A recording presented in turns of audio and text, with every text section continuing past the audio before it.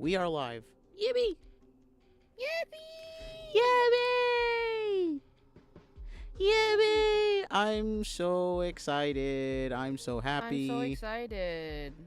I've been fighting demons. I haven't. I haven't. Let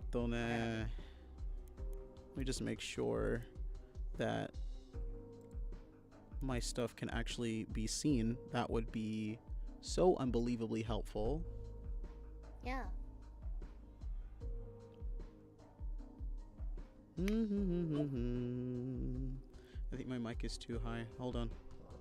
Like, position-wise. Let me just move it slightly.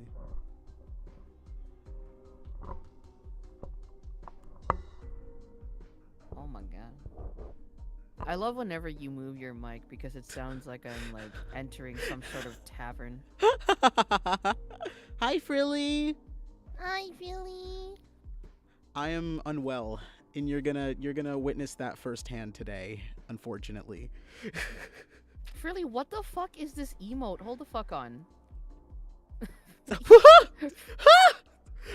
Frilly, what the fuck? Is that piss?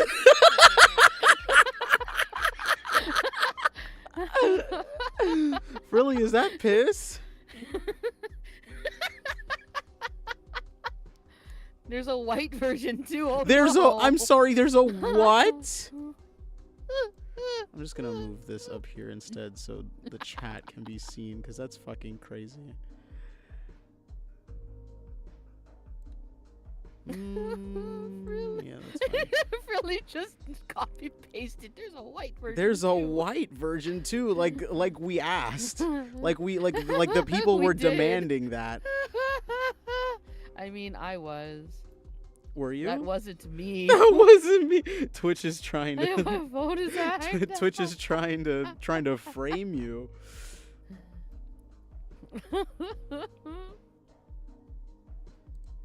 Okay.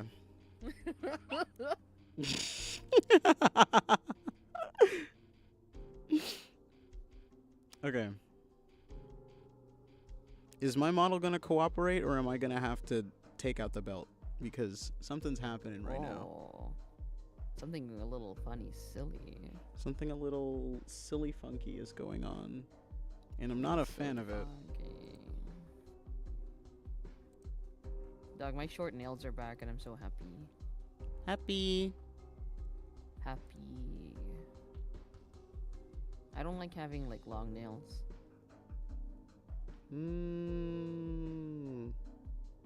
It stresses me out. No, that's what real. What if I'm like scratching my arm and then my nail just comes off? Scary. Oh. Yeah, that's a scary thought. Yeah. Like what if it gets caught in something? Scary. I don't like it. Okay. This is fine. Apparently my model only wants to cooperate when VTube Studio is the uppermost tab that's open on my other monitor. Oh. So we're just gonna leave it like that then. Neat. Neat. Okay. New game. New game. Have you played like the demo at all? No. I have not.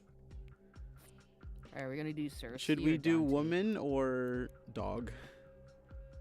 Model breaking. Well, you know, Should we do woman or dog? It's woman or crazy. dog. Beautiful, gorgeous, dark-skinned woman or dog. Let's do woman. I feel like we don't have the opportunity Oh, often God. for woman. Fuck, I love her. Hi, Rad.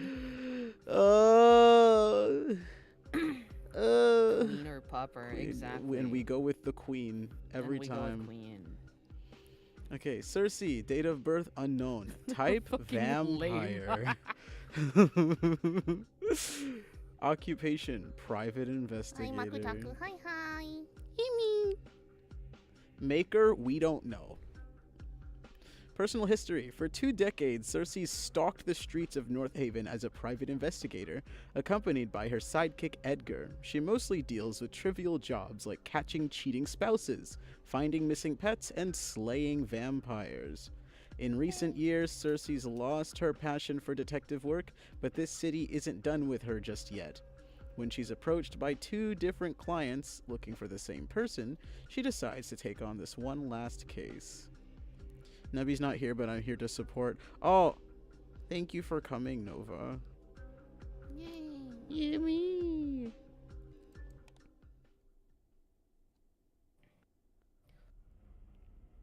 Somewhere. Don't remember the month. 1966. Me. Oh my god, what did you do to them? Deserved. Something not quite human sits on the edge of a stranger's bed, leisurely lapping at the blood coating her fingertips, Slay. savoring her leftovers. She turns her head to stare at tonight's meal. I was really scared for a second. I was like, oh my god, are we gonna see Bobby? No, we're not. No, they said that even though there is some, like, sensual themes, there is nothing explicit here. Okay. A handsome man, currently lost inside his dreams. I don't think he's waking up. That's She wants okay. to be certain she's not imagining the steady rise and fall of his chest. The last thing she needs is a trail of bodies leading them to her. Have fun in ad jail, by the way, when it starts. Enjoy Algil. But even the imprints of her teeth on his fair skin have already faded. When he wakes up tomorrow, his memories of the entire night, of her too, will be gone. He'll go on with his life like he'd never met her. He'll get married, have a kid or two, grow old, die. She'll remember him for a while, but she won't be sad about it, or miss him, or ever ponder what could have been. She's so pretty. She is very pretty. I like her a lot. He's not the first meal whose bed she's seduced herself into, and he could never be the last. Yeah. So pretty. Her eyes trace the stranger's features one last time, searching in vain for a different face. His face. Before your humanity was stolen from you, could you have been anything like this man? Or have you always worn your penchant for destruction with unbridled pride? Welcome back from ad jail. The Same. stranger stirs in his sleep. Yeah, me too. She accepts that she won't find whatever she's looking for here. God, I like her. I like her a lot. The time has come to part ways. Sweet dreams, Arthur. At least she thinks that was his name. Damn. You can forget me, Queen. Feed one on me chance. and forget me. Maker. It is midnight, and I'm writing to you from yet another city whose name I couldn't be bothered to learn. I'm not sure what day it is, or how long it's been since I bid you goodbye for the last time. Maybe it's been days, maybe it's been weeks, maybe it's even been years. Since your death, I haven't had anywhere to call home. I only stay in one place long enough to take shelter while the sun is out, and then I'm back on the prowl. It's mostly men. I desperately want them to remind me of you, even though none of them look anything like the you I knew. Living or dead, I suspect no one will ever remind me of you. I should probably be grateful for that, shouldn't I? Maker. I've taken to hunting every night just to keep sane, but I don't think it's working. I fear I might have lost my mind long ago without noticing. At least, I don't think I'm making things worse. At least I'm keeping busy, which means I have less time to think. That's a good thing. If I think too hard or too long, I'll start thinking of you. I make bad decisions when I think of you. Mood. Maker. Remember how you always used to say that creatures like us weren't made for rules? I always disagreed, but only out of spite. We both knew you were right. I hate being told what to do. I hate it so much. I'll fuck everything up for myself just to do the opposite. I miss it now, though. And she's real for that. True. If you were here, I wouldn't have these doubts. I wouldn't have to worry about right or wrong. You would make all the decisions. You alone would be responsible for the terrible, terrible consequences of our actions. Without you, I find that I'm no longer just lonely. I'm alone.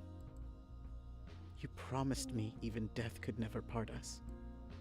So why didn't you take me with you? Shit. This poor woman. Holy shit. Oh my. She needs a hug, tequila, and cake? Absolutely. Fuck, dude. Also, fun fact, they have no plans for voice acting as of right now. Oh, really? Yeah, because the budget is already so big for the base game. They're just like, just to That's make fair. things affordable for now, we're not planning on voice acting, but if you guys surprise us, maybe. Also, shout out to Renby. We fucking love Renby. I love you, Renby. Renby was the lead programmer, and she worked so fucking hard on this. Oh my god. Renby, I like you so much. I love Renby so much. Renby, I miss you. I miss Renby. She slinks away from the crowds, seeking shelter in the shadows of the nearest alleyway. Circe's route is also the only route where we get to kiss women. Oh. Dante's route is all men. He deserves your favorite cake. True. Renby Yeah. deserves everything. Shit. So this is it? All those years lead to this? Yeah. She's still doing the exact same bullshit she used to do when she was trailing after him. Only now she's Me doing it going alone. After my degree. That's real. That's so real. That's so fucking real, dude. Help. And to what end? What is the point of living like this? Hell, can you even call it living? What? She almost doesn't dare say it. What if I just ended it? Oh, fuck. Hold on. Fuck. Wait. She's already died once. Her second death doesn't even have to count. You know, hold on. I believe there was a content warning for suicidal ideation. I probably should have. Yeah, there's a lot of. There's a lot of trigger was, like, a warnings straight in up- this. Yeah, there was a straight up like menu item that just said content warning. I was like, Yeah. damn, bitch. Yeah, I probably should have went over those before we started. Some might call it suicide, but Circe gave up on heaven a long time ago. If such a place even exists, she was barred from entry many murders ago. All things must end someday anyway. Perhaps it's my turn now. That thought brings her a strange sense of peace. She slows her heart down, leans her head back against the brick wall, and just listens. She hears traffic. She hears laughter.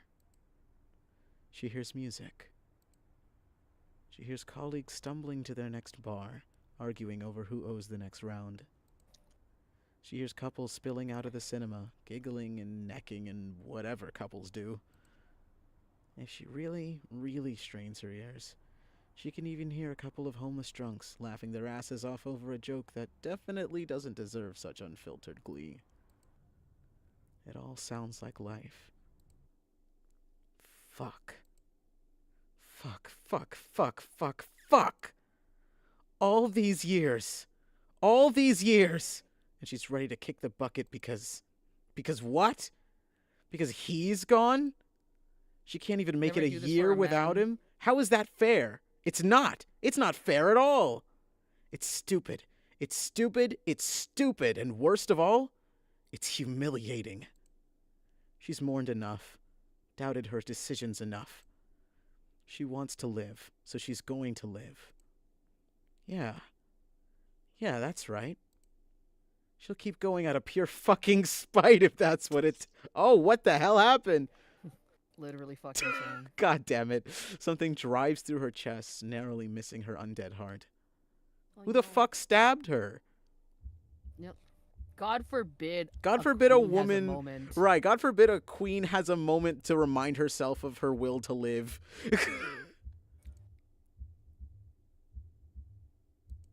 Owie. Owie.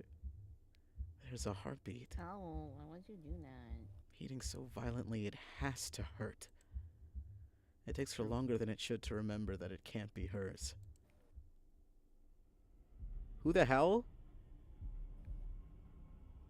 Oh. Her eyes shift from the improvised stake in her chest to the man responsible for it. Perhaps he's more of a boy than a man. He can't be a lot older than she was when she was changed. Not that any of that matters right now. A stake to the heart? How medieval of you.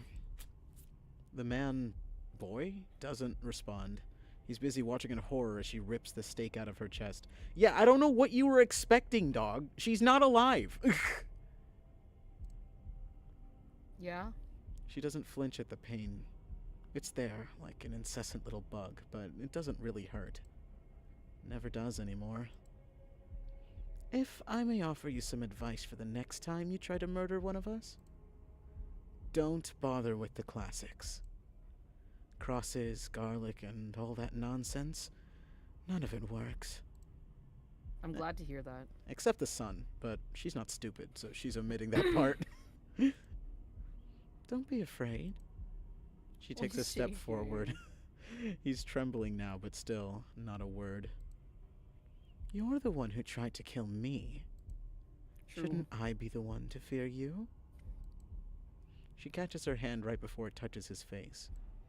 She hadn't even realized she was reaching for him. It's a bad habit of hers.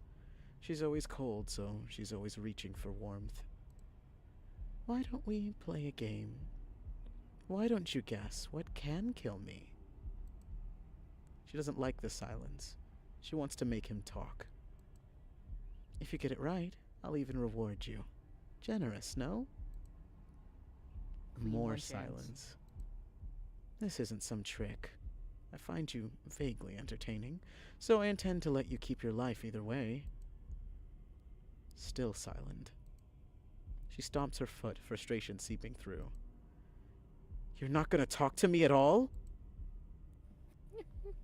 He's not even meeting her eyes anymore. She follows his gaze downwards. Ugh, men. Interesting choice of priorities. Checking out my boobs at a time like this. True. You want to voice Sorry, Edgar? queen. What? No! That's vile! I would never do that! He speaks. Well, now I'm offended. What's wrong with my boobs?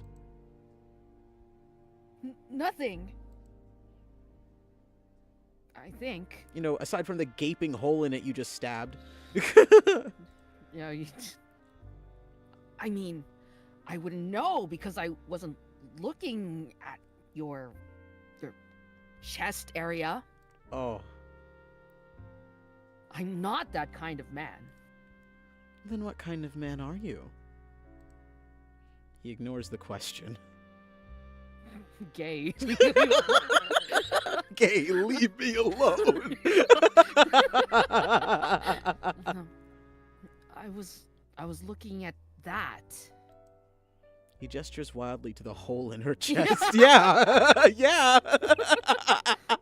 Look, I wasn't looking at your beautiful rack, ma'am. I was looking at the gaping hole in your chest. It's the way that Oh. he snaps out of his fear because she insinuated he was straight. He's like, oh, what? Are you staring at my bountiful bosom? Absolutely not. No. Ma'am, I You wouldn't only look at dare men look at the that chest. I way. only look at men that way. Excuse me. I won't look at a pair of breasts unless they are on a man. How dare you insinuate otherwise? Or rather, where the hole used to be less than a minute ago, it's already healed, like it was never there. Another reason luck isn't on your side tonight. I just fed. What? I just fed, so I heal faster. The blank, stupid look on his face is oddly endearing. Do you know nothing about our biology, idiot? What did you say to me? I called you an idiot. Would you like me to repeat that? He whips out the knife she already knew he was hiding in the pocket of his coat. Oh, you're gonna try again? Don't patronize me. Dude, she's gonna fuck you.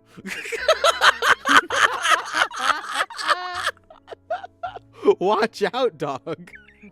Watch out. He points the blade at her.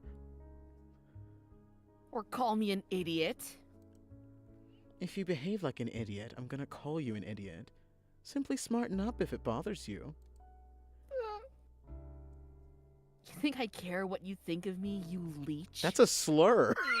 That's a slur. That's a slur. That's a slur. Fuck. Evidently, you're not particularly good at hiding your thoughts. Why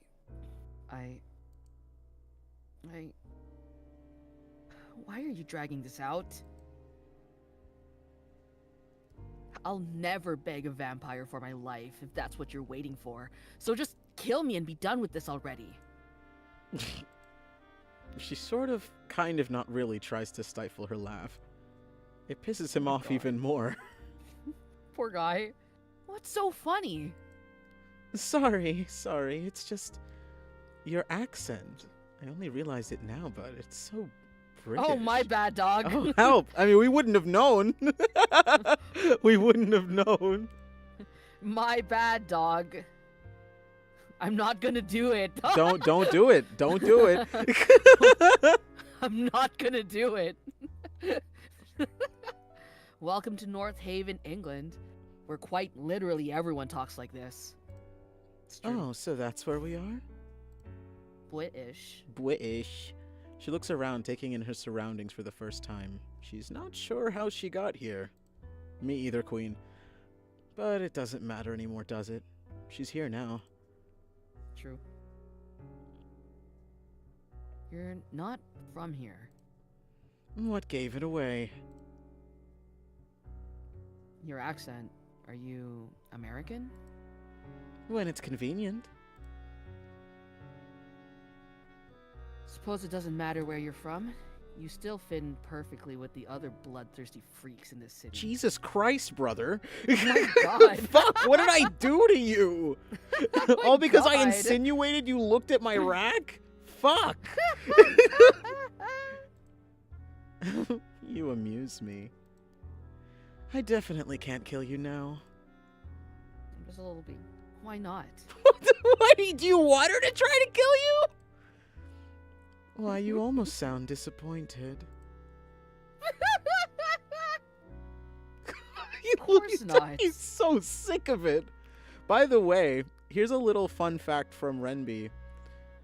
Each of these sprites come like bare, like in the facial features, and she had to code every single combination of each singular God. facial feature to make the different expressions so that they could be highly customizable.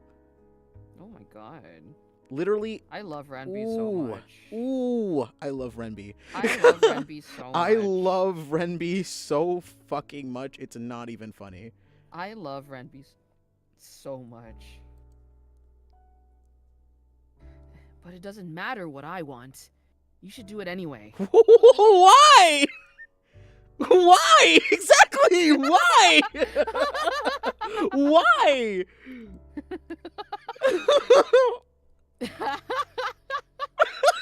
Because we can't both walk away from this. It doesn't work that way. Why can't it? You could just go home. You could just go home with the thought that you almost murdered a woman in an alley. You can just do that. Says who? He rolls his eyes. How about this? If you don't kill me first, I'm going to stab you in the back as you walk away.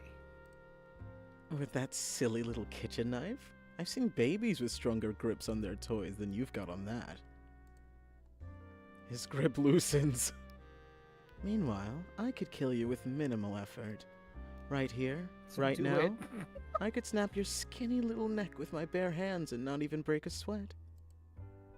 Only, that wouldn't be very fun, now would it? I don't kill as often as you may think, so I like to take pleasure in it when I do. I'd make it slow, slice your neck, but keep the cut shallow enough that I have to suck the blood out. I prefer to drink Okay. straight from the tap, you see. Freak. More intimate that way. Once I've drained you, I'll dump your corpse behind one of these bins and skip town. By the time someone finds you, I'll be long gone. Nobody will even know I was here. He lowers his knife, averting his eyes to stare at nothing in particular. Do what you want. There's no one left who would care enough to try and find me. Dude, anyway. are you just suicidal? Like, do you Am I just want to die? suicidal? What the fuck is wrong with him? You want to die so fucking bad, dude. Or rather, maybe you just want a pretty lady to kill you. Like, I mean, I can empathize. That's real. Real. Me too. That's But- real. That's real. You're not special. She recognizes the frustration in his eyes all too well. She's seen it countless times in her own reflection. Monsters took someone from him, just like a monster once took someone from her. Well, no one will have to. As I keep saying, I'm not going to kill you. He hurries to object, but she lifts a finger, Please. and that's enough to shut him up. And you can't kill me. So want to die by a pretty lady? Get in line. We all do, especially through thighs. Absolutely. We all. Absolutely. We all. do. Everyone wants to You're- die by a pretty lady. Get in line. You're not special, Edgar. You're bold, I will give you that, but I don't think you could even kill the weakest of us. Oh wow. Okay. You're not strong You enough. hate me. And that's not an insult or a slight against your ego or an attempt at undermining you. It is simply fact. You are too weak.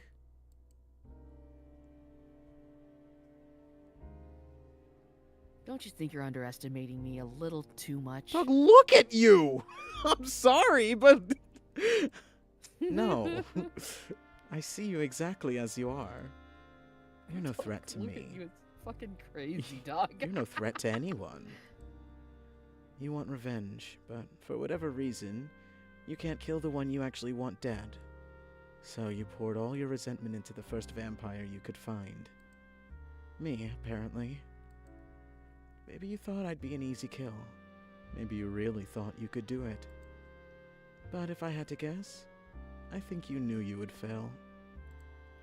I think you wanted to die. Clocked him. I imagine you've changed your mind by now. Staring death in the face, you're no longer so tough. Sir, you look like a pale French fry, no offense. Still, your pride prevails, so even if anything I just said happened to be the truth, you'd never admit to it. Would you? Dog, if someone called me a pale French fry, I'm leaving. Dude, I'd kill myself in front of them. No cap. I'm leaving, dog. I'd have to kill you I'm and- leaving this plane I'd of have to. I'd existence, either have no to kill shot. myself in front of you, or I'd have to kill you and myself, and everyone in the I'm vicinity leaving. that heard you say that. No witnesses. That needs to Leaving die this with plane of me. existence. that needs to No die with me. shot, you That's just crazy. called me I'd rather you have called me a slur, actually. I would prefer you call me a slur. There's no shot.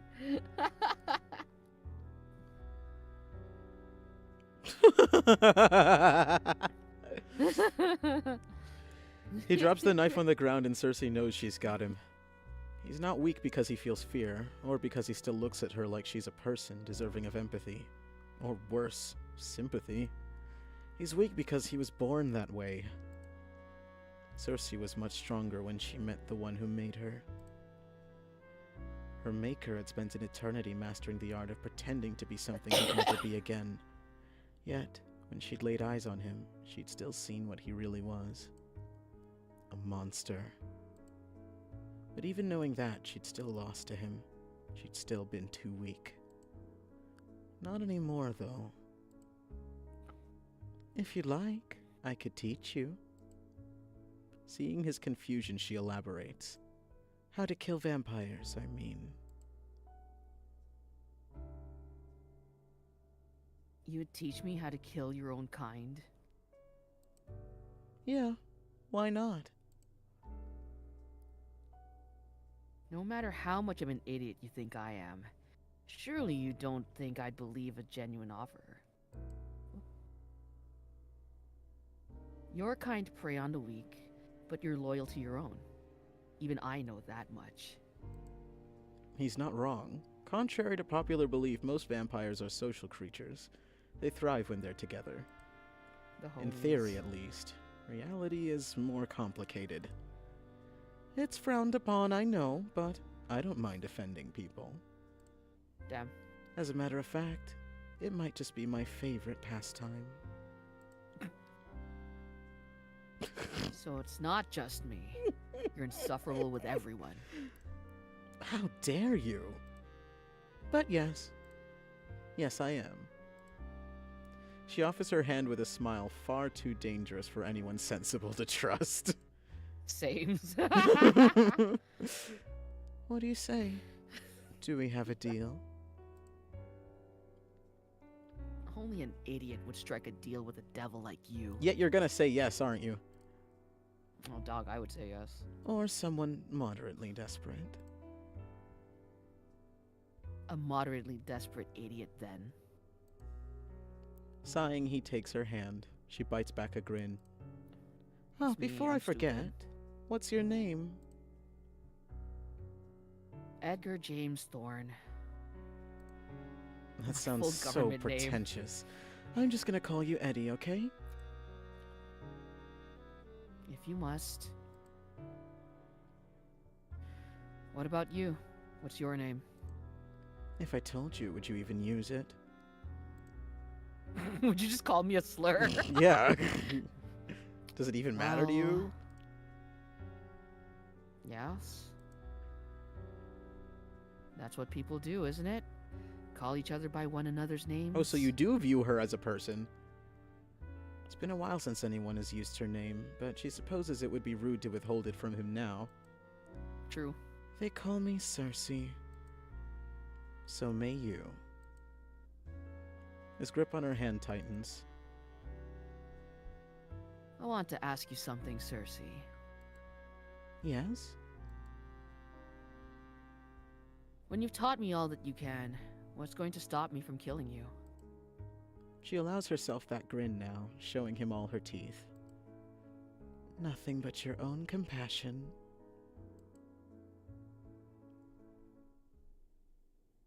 I like her a lot. I really like her. North Haven, 1986. Finding Elysium isn't difficult. The dark doesn't bother Circe the way it might others. Even if it did, she's navigated these tunnels enough times to remember each step. It's getting inside that poses some trouble. It wasn't always such a hassle. Circe was once a regular at Elysium, cautiously welcomed by its patrons because of her relationship with Lazarus. Oh my god. What's happening here? Okay. We got Maker, the creator of another vampire. It is the duty of the vampire's creator to mentor their apprentice, but this tradition isn't always followed by the clanless. Vampires abandoned by their creators are By the often what? the clanless. Vampires abandoned by their creators are often at a disadvantage in the world, especially in vampiric society. Interesting. Okay, so and we've got Elysium. Elysium, founded by the vampire Lazarus back in the 70s. Elysium is an underground music club, as well as the only sanctuary in all of North Haven. Capital S Sanctuary, interesting. Lazarus created Elysium to provide the local vampires with a steady supply of clean, fresh blood.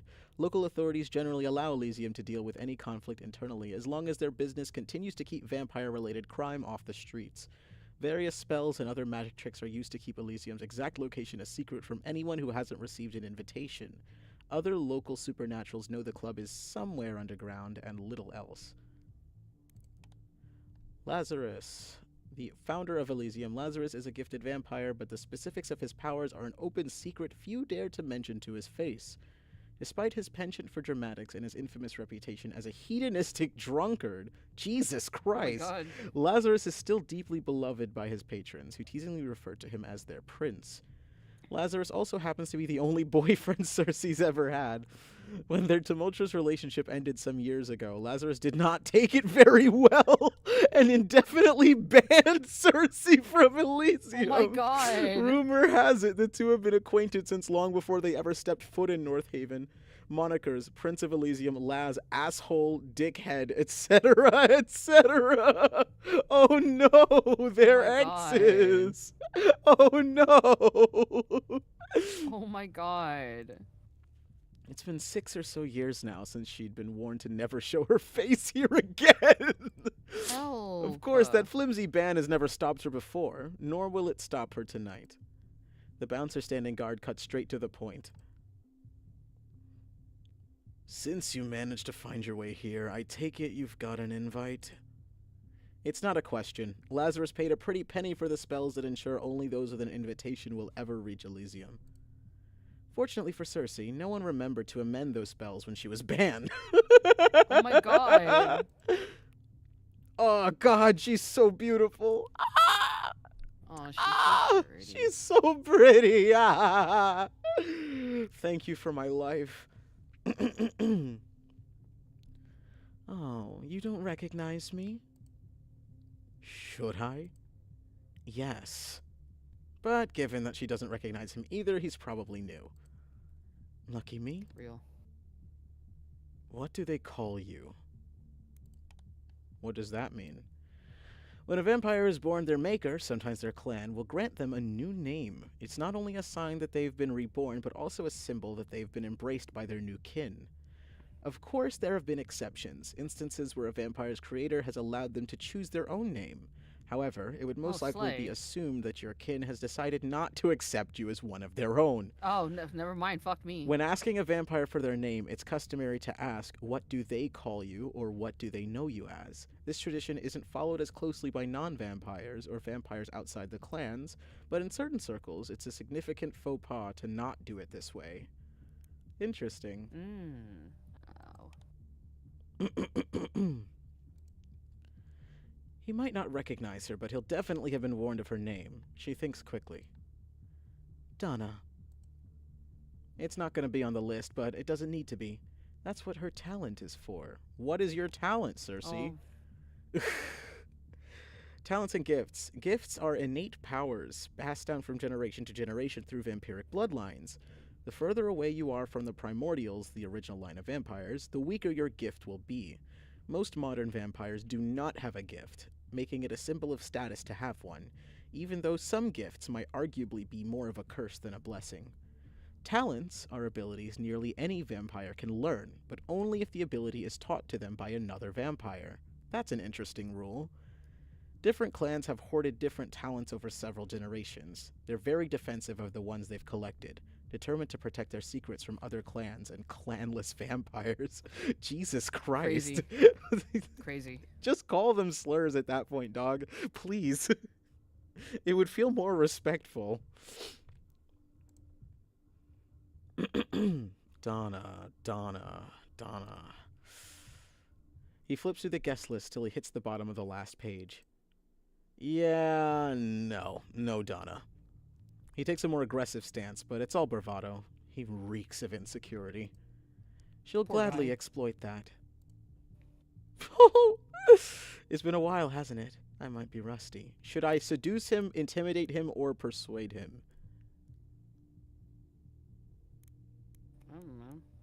Maybe I should save. Oh.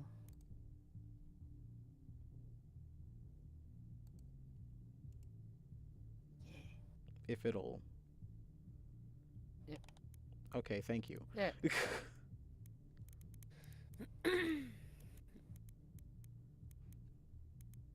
I mean, there's an obvious answer. Yeah, there is. There's an obvious answer here. I saved, so we can go back and do the others if it's really that serious. Yeah. No, that's not the right strategy for this one. Seduction might be a Oh. personal favorite of hers, but the method is a hit or miss when it comes They to just other straight up tell you vampires. no. Okay. Most vamps don't share her appetite for casual sex. Aw, bummer. Most simply can't be bothered. Without enough blood in your system, it gets quite dead down there. Real. I should intimidate him or persuade him. It's a safer bet. Okay. I guess we'll go with persuade, since Nova said so. Yeah. Ha! Well, of course I'm not on that list. I'm not one of your every night patrons. I've been personally invited by your boss. I like her so much. I like her a lot. The bouncer shuffles his feet, red eyes running over her form. When Circe smiles, he nervously smiles back. You're certainly his type. I would fucking hope so, since they used to date. Still, I can't let you in on your word alone. If you wait here, I'll quickly confirm with Nisha. Who is that? Elysium's manager as well as Lazarus's right-hand woman. She may only be human, but her street smarts have earned her the reluctant respect of Elysium's patrons. For the right price, she sometimes sells information, but nothing that would ever jeopardize the future of Elysium. Some of Elysium's patrons like to speculate that Nisha and Lazarus are secretly lovers, but anyone who actually knows them would know that it's no more than hogwash. Nisha's like a sister to Lazarus. They bicker, often, but he trusts her more than he trusts himself. Interesting. That's very good. Circe rests a hand on his bare forearm, leaning forward with a dangerous grin. You should trust me. I have no reason to lie to you. Right? Right. Why do I keep getting ads on here for Men's Head and Shoulders? Help! Help! That was easy. Compulsion isn't mind control. She can't force people to entirely transgress their own nature. It simply sways people in certain directions. Different methods, seduction, intimidation, persuasion, work on different people. Good to know. The weaker their will, the farther she can push them. With enough practice and the right target, you could convince someone to do almost anything. Now may I come in? What? Oh, yeah, of course you can. He shakes his head, still in a daze, and steps aside. Sorry about that. We'll get it sorted with Nisha so you're on the list next time. How sweet of you. And just like that, she's in. I love that they incorporated the vampires need to be invited in thing. I love that so much. It's good. It's really good. I always love it when vampire media incorporates that. Yeah. Also, these backgrounds are fire. They're fire. Holy shit. They cooked so fucking hard on this game. I've been waiting for this for so long. I'm so happy. I'm so fucking happy. Consent to be invited. Consent Indeed. is sexy. Consent is so sexy. Elysium, the only sanctuary in the city for creatures of the night. Since the 70s, Elysium's been an Epicurean haven for vamps to gather and feast without repercussions. Donors. That's what they call the humans selling their blood here. For how much? Real. True. For how much? Some of them are natural masochists, taking pleasure in being fed on. Others are only here to make some good money. Most are here for both, and a select few loonies come here with dreams of one day becoming vampires themselves. Really, really quick, because this makes sense. Like, of course, people would be selling blood for money. Yeah! But, like, I remember reading a thing before where, like humans would go to, what was it? You know, like, the hole in the grounds that are, like, for ice fishing? So they would go to those places and just stick their feet in because mermaids have like feet fetish. And I'm like, yeah, no, this makes sense. Yeah. Yeah. Yeah, that works, I guess. Yeah. I was like, yeah, no, this is correct. Yeah, You're that like, makes you're sense. so, you guys are so right. This makes so much sense. You're right. Oh my god. Yeah, that's accurate. And that has never left my mind. Man, I love it when cryptids are actually cryptic. Freaks. Yeah. Yeah. But to my knowledge, But freaks with few, consent. if any, have yet had the honor of experiencing the change. It's nearly been a year since Circe last set foot in Elysium. One quick look around promptly reminds her why she's been avoiding the hellhole. Nothing's changed. Everything's exactly the same. Circe inhales, her stale lungs breathing in the irresistible saccharine scent of blood. The familiarity should comfort her. In a city that's rapidly changing, more so now than ever, Elysium's been one of her only constants. But it gets so damn boring. Among the 40 to 50-something vamps who permanently reside in Northaven, Circe can count on one hand which ones aren't regulars at Elysium. They're a tight-knit group who come here night after night to dance, drink, and smooch. As for what brings Circe herself here tonight? The same reason she always comes to Elysium. She's looking for someone. Let's see. She double-checks the picture the client provided. It's an old photograph. A blonde guy. Cute enough if you're in his age group, with baby blue eyes and a smile that's up to no good. A baby. I have A little guy. I have something to say. I have something to say, but I shan't.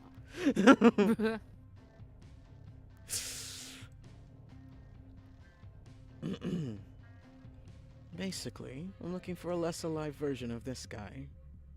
Cool. She scans the dance floor for a mop of blonde curls, but there's no one.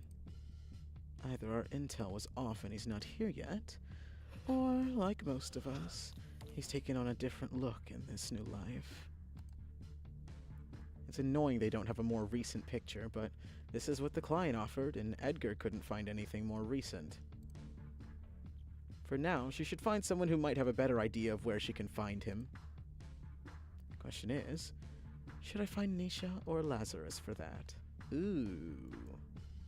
Oh. Nisha would sell info. Nisha would sell info. Lazarus would probably... Call us a slur. He would probably tweak out. But I also want to see Lazarus. Yeah, let's see Lazarus. Not to be gay or anything. Talking to Lazarus is a horrible idea, which is exactly why she's going to do it. She already knows where to find him. He rarely leaves his private lounge. They're probably in the same spot. Oh, fuck. Oh my god. Fuck. Good night. Good night. Oh Lazarus. my god. He's called by more than one name. The Prince of Elysium. Haha. Asshole. Dickhead. Rose. Occasionally Laz, but only by those who've had the misfortune, or pleasure, reviews vary, of being part of his inner circle. Oh my god. Oh, fuck. To Circe, he's just Lazzy. Former fling, current pain in the... Oh my Fuck! god. Oh my god! Oh my god. Oh my god! Hold on, I need to move my fucking... Oh my I need to oh move my this. God. You know, fuck the voice requests right now. No one's here. Oh my god. Oh my god. Oh my god. Fuck. No, I'm fine. I'm alright.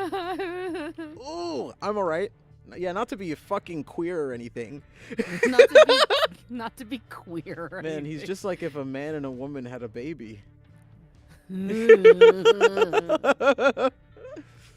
think the blood he like- drank was the gender liquid. God, I wish I could drink the gender liquid. So do I.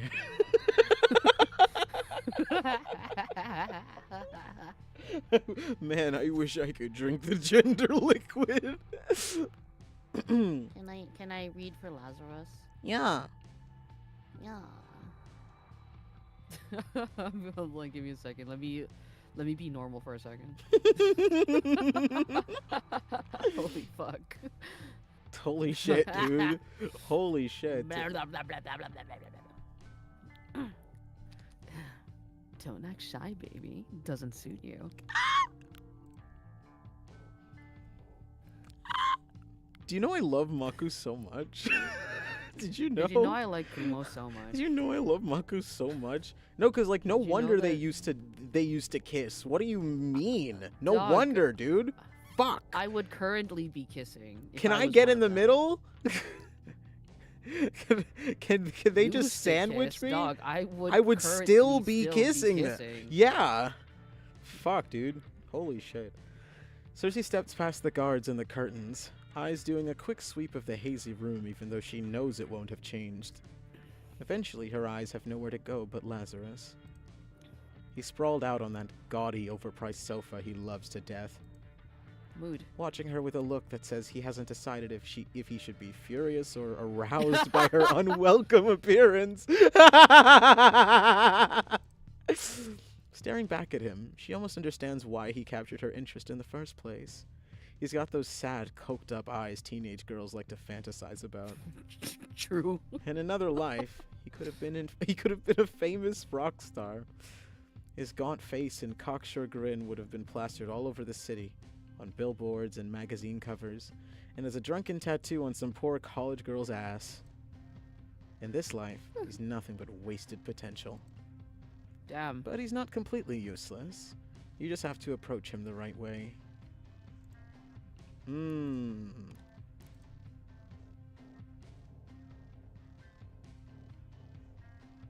I'm so glad that each of them have their own save slots. That's so cool.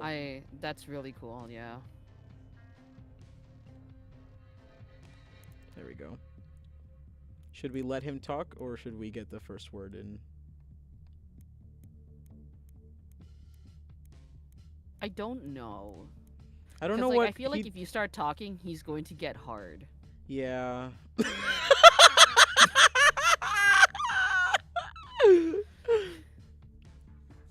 Maybe he'll be more amenable if we let him talk first, though. Yeah. Maybe he'll be more willing to listen. But then again, Circe has her own personality. She could just straight up say, "No, I'm not letting him do that." Maybe this is why they're not kissing. Maybe. Two divas trying to out-diva each other. He takes his sweet time sitting up. Funny seeing you here. I was just saying, it's been a while since my favorite bat dropped by to ruin my night. Fuck. It takes everything in her to not fly over the table and strangle him. If she gets too close, she fears she'll kiss him instead. Or bite his No, face she's real. off. And she's real. She's unpredictable when it comes to him. Correct. Why did I think this is a good idea again? Oh, right. It's a bad idea. That's supposed to be the good bit. Won't you invite me to sit? He pretends to hesitate, but he's so impatient he can't maintain the charade for any longer than a second. Dude, they still want each other so fucking bad. And they're right. Ah, whatever. You're already here. Go on, beautiful. Have a seat. God, dude, I want them both. I want them big W for bisexuals. Please. Please. She eyes the settee. Satay. Yes. She eyes the settee opposite him for any suspicious fluids before she sits. Better Ew. safe than sorry. Y'all fuck it in here? Probably. As petty as ever, are you? Me? Petty? I don't know what you're talking about. Sure you don't. What brings you here tonight? I'm looking for someone. Putain. The French slips out without his permission, a reminder of his real accent. Lazarus cranes his neck back and groans. Of fucking course you are. Who's the unlucky man this time? Who says it's a man? You're wearing that sadistic smile you only put on when you're about to torture some poor bastard. Hi, Blue. Hi. Hi. Hi. Yippee. It's keeping activity.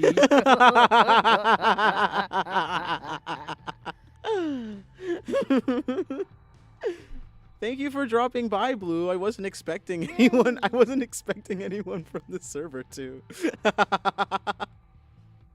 Yeah, yippee. She fishes out the photograph from her bustier, pretending she doesn't notice how his eyes shamelessly linger on her cleavage. God, he wants her so fucking bad. And me too! He's right! Me too! I don't know what they call him, but I hear he's a fangling. Apparently, he's been seen around Elysium the past few nights. Is that supposed to mean anything to me? She shoves the photo forward with impatience. He's one of your patrons. You tell me. Lazarus squints at the picture. Now this picture better be fucking ancient. God, what do you mean by that? Kid has no style at all. He'll look totally out of place in Elysium. I'm not here for your opinion on his abysmal sense of fashion. Do you know him or not? He squints harder. Hi, I'll always try to support. Plus, I wanted to hear reactions to this game. I haven't gotten to play it yet. Oh, okay. Yeah. Yay, yippee! There's very pretty people in They're this game. so beautiful. Ah! They're very pretty and I like them a lot.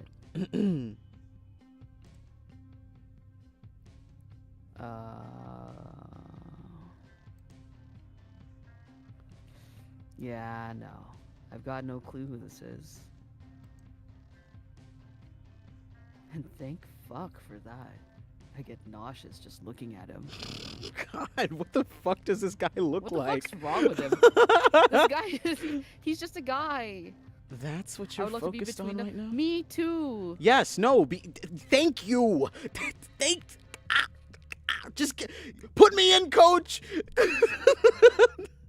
Let me in there. Tap in. Let me in there. I'm ready.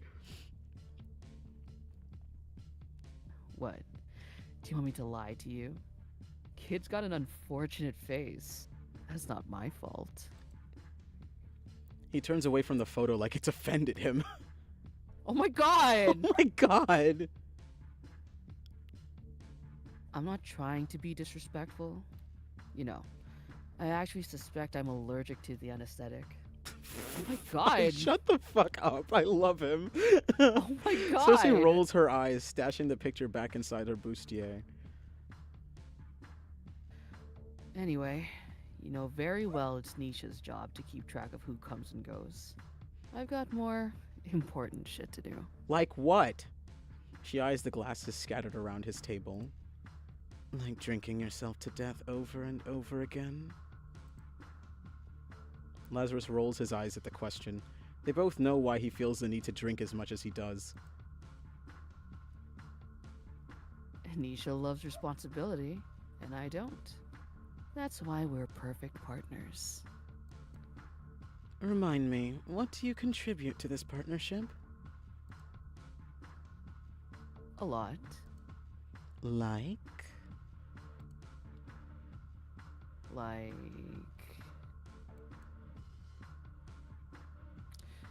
You know what? Nothing comes to mind at this moment, but I'm sure there's something.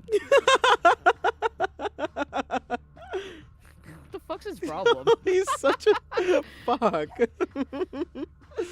Elysium might be Lazarus's brainchild, but when it comes to running the place, he'll only do what he wants to do. Just a man with Right. socks and sandals and a fedora, the most unaesthetic thing I can think of. Probably. Help! That's probably what he help. looks like, yeah. Which isn't much. It's his right-hand Nisha, a human who manages everything. Most of his patrons protest him when she was appointed manager, but she's had a decade to earn their grudging respect. When Nisha finally decides to usurp you, I'm taking her side. Yeah, right. You'll miss me too much if something happened to me. I know I'd miss you. I already miss you, dog. I already miss you.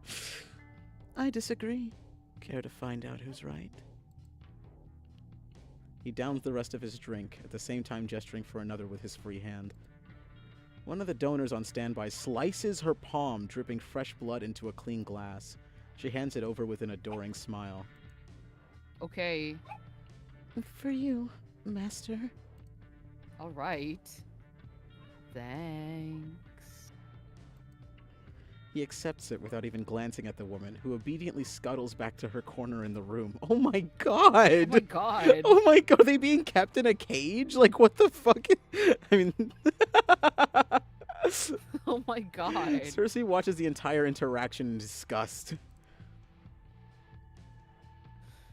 Can we be honest, Circe? Come on, let's be honest. You're a smart woman. You already knew I wouldn't know him. He sips his drink with surprising restraint, watching her over the rim of his glass. Oh my god, are they gonna fuck crazy style? It seems that way. So, why come to me? In all honesty, she's not sure. It's definitely This not because she man. missed him. Lazarus has a way of crawling under her skin that makes her feel alive again, but she's never been a masochist. This man seems like a character that would be voiced by Ken. Yes! Yes! God, yes! You're right! Oh God, you're right! You're right! Oh no! Oh no! That would not be good for my sanity. Maybe she was hoping he'd be the cure to the chronic boredom haunting her as of late. Could that be it? How naive of me. Elysium hasn't changed since she was last here, and the same goes for Lazarus. He puts on a good show with his theatrics, but he's just as permanent as the rest of them.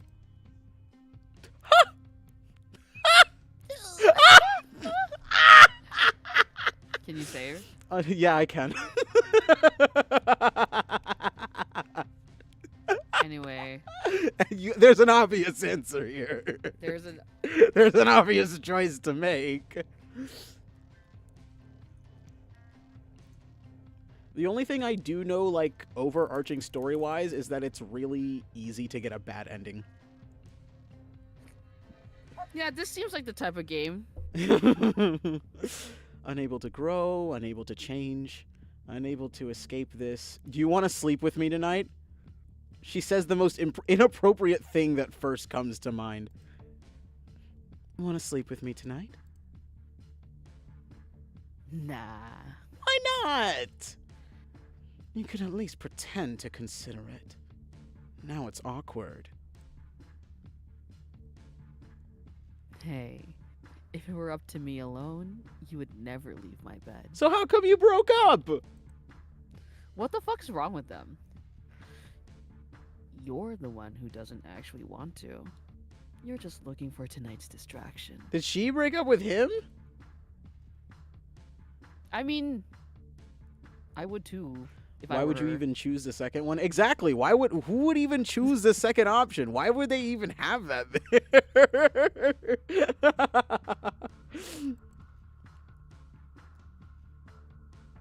I'm not gonna be your distraction again. Don't invite me to your bed unless you're planning to let me stay. Oh, yeah. Yeah, I guess she did just break up with him. Poor guy. Eee. Circe, you're kind of messy. I like that in a woman. There you go again, assuming what I do or do not want. Why not listen to the words coming out of my mouth instead? Because your lips can lie, but your heart can't. Here it comes.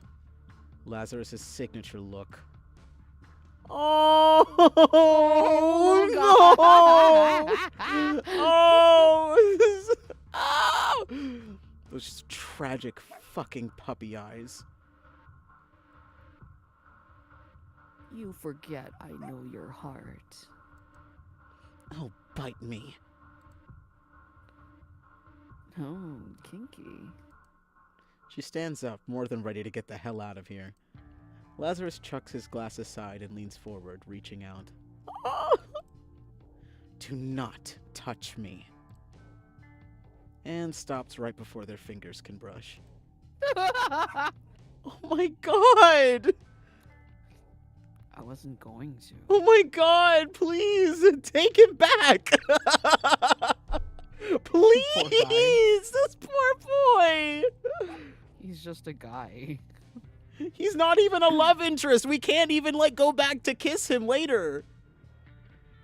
That's not fair. That means I can kiss him in my That's family. not fair. He reclines again, hands raised in mock peace. He's just a puppy boy. Oh my god. No, yeah. He's just a puppy He's just boy. a puppy. Look, it's no secret I have a soft spot for you. I have always been lenient when it comes to your hobbies. God, he's so cute. What the hell? He's just a guy. But I'm still running a business here. Elysium's clientele have certain expectations when it comes to safety. So I can't let you prance in here as you wish and murder one of them on a whim. Who said I was gonna kill him? Maybe I just wanted to talk to him a little bit. Haven't we already been over this? I feel like we have. More than once. The conversation tends to end in her favor. Who said anything about murder? See, me and Circe were like this. Me and Circe were like this. Holy shit. No shot. Need fanfic of him immediately to soothe this ache of not being a love interest. No, absolutely. Real. God damn. Yeah, this is gonna feed my brain worms for months. I'm not gonna be normal. I dog. can't possibly be normal after this. Do I look fucking stupid to you? Fine. Who says I need your permission to kill him? Don't worry. I am under no impression that words alone would be enough to stop you. You respond far better to other methods. And what do you mean by that? And what do you mean by that? Is that a threat? What? No. If I say it is, will you leave without killing my customer? No, I'll just kick you in the balls first. Hot. You would be into cock and ball torture, you fucking freak. What the fuck is this? You would be. You would Did be you guys into know that. This is an 18 plus stream. Did you know did you know that this is a 17 plus game? You guys know that? The only thing stopping this game from being 18 plus is the fact that they refuse to put actual sex in it. That's the only thing stopping it. You're disgusting. Baby, you know your threats always turn me on. Oh, thank you for the follow. Yay! Lazarus straightens in his seat, as much as his permanently inebriated state allows him to. Look, I don't give a shit what my clients get up to outside Elysium. But inside my club, murder kinda sucks for the business. But you don't want to have that Fangling as one of your patrons anyway. He's bottom-of-the-barrel scum who preys on vulnerable women, escorts, and the homeless, and whoever else he's decided won't be missed. Is he wrong in thinking that? Okay, now she's seriously considering kicking him. Just one kick. He won't even feel the pain through all the substances he's been abusing. True. Keep your fangs to yourself, little bat. I'm not saying I agree with his choice of sustenance, but I'm sure we can both see where his reasoning comes from. Or are you going to pretend he's the only vamp in North Haven to prey on the most vulnerable? As Lazarus gets more agitated, his real accent starts to slip through. We cannot all be like you, mon coeur. We cannot all be bothered to pretend like we can be friends with our food. Oh! What the hell? What the heck? What the hell? I'm gonna get you. What the hell? What in the world? I'm gonna thank you. Did you guys know that I like Kumo so much? Did you know I like Maku more? What the hell? I'm gonna touch you. I'll touch you, dog. Watch out.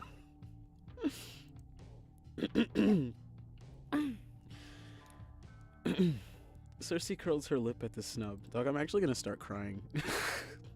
I like you a lot. No, don't cry. I like you so much, you know. Besides, if I start judging all our patrons based on their conduct outside Elysium, I won't have any customers left. Well, my daughter has been borking up something fierce. Can you hear her? I can, just a little. She's being a little gremlin. Before you suggest that could be a good thing, consider this. Without an endless legal supply of fresh blood, who do you think all the hungry vamps in this city are going to feed on? Damn it, he's making sense. Oh no. Oh no. She hates it when he I does. hate when this I man hate makes when sense. he makes sense. It's only a matter of time before he attacks one of your donors.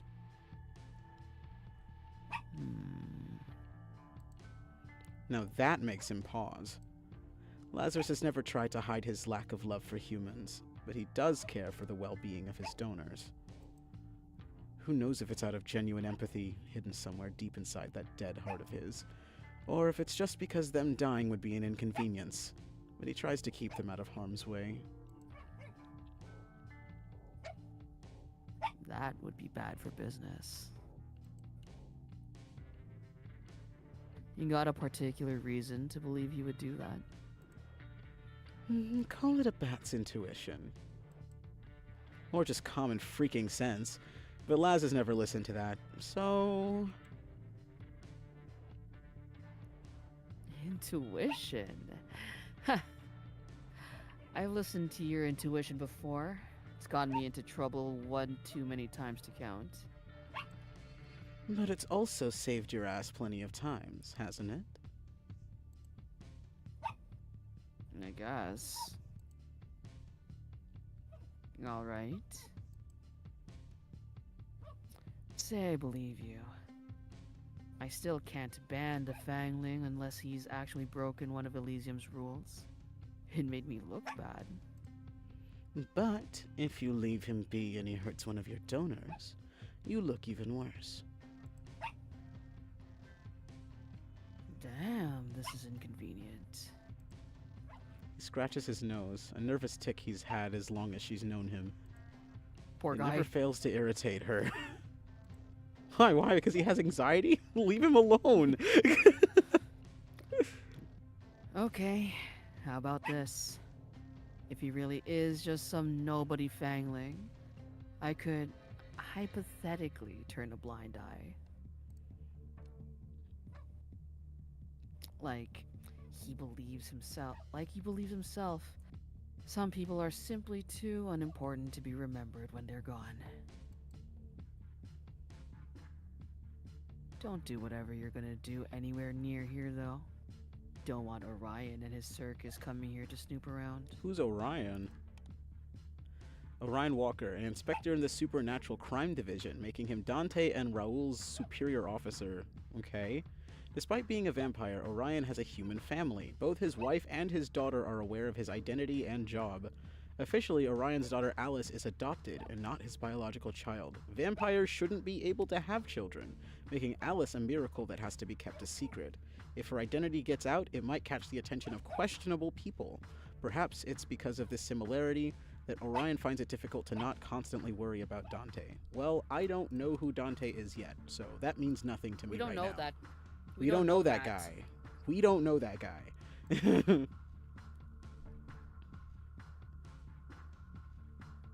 Or, even worse, that lilac-eyed bastard you're so fond of. I'm not Jeez. fond of him. That's your paranoia talking. But, of course, I can be discreet. Just make sure your sycophants know I've got permission to roam Elysium freely for the night. I'll let the staff know to send the Fangling your way if they see him, but be quick about it. It makes people nervous to see North Haven's biggest vampire slayer loitering around. Couldn't pay me to stay another minute. She's already said more than she wants to, but of course Lazarus isn't done yet. He has to have the final word. True. Anytime I don't see you for a while, I forget how infuriating you can be. She's afraid to meet his gaze, already knowing what awaits. That look of pure, unadulterated affection. Oh, he wants her so bad! Poor guy! It's insanely sexy. You're repulsive. Have I ever told you that? More than once. Gets me rock hard every time. And he's right! And he's right! And he's right! Ugh. Don't worry. You don't need to like me back. I enjoy the violent sadness your revulsion brings me. Oh my god! Oh my god! Oh my god! This poor man! He's just a guy, I feel please. so bad for him! Oh my god! Because Lazarus loves to wallow. It's all he ever does. Literally same, doggy. I'm there with you, King. He I done get it even you. during typecasting for certain. He done it even during their entire thing together, whatever it had been. Lassie, come here, baby. I'll save you. I can He's fix just a him. baby. She's happily sworn off relationships since theirs He was ended. that bad. Oh my god! Clearly they're He just was not for that her. bad. Or maybe you just really Please. don't like the super Maybe he attached was puppy just- man. Maybe you just don't Maybe like that. He was just that fucking bad. Oh my god. Poor guy. Boyfriend so shit you never date again. And yet, a part of her still... No, love's just not for me. He's not a love interest. That's I so want fucking him. foul. I'm sorry for the way things ended. I should have appreciated you more. Or maybe she should have appreciated you more from what we're hearing. It's the same speech every time. You were right to break up with me then, but it's never too late to take me back. We can't! We can't! can't! I would We so can't! They're fucking not letting- fast! They can't. They're not letting me. Won't you let me be yours again? Dude, I need to... I'm gonna throttle the writer for doing this. How dare you? How dare you? Yo, DLC. Hold on. Let me pull up the Who's the itch fucking page. writer? Who's the fucking writer? Let me pull up the itch page. When I fucking get you, dog. When I get you, dog. Let me see. Welcome back from ad jail, dog. Yeah, me. We can be together instead. You're so right. You're so correct. Ooh, you're so right. Oui, c'est vrai. Je suis. I don't think it says it on the itch page. Is it on the Kickstarter?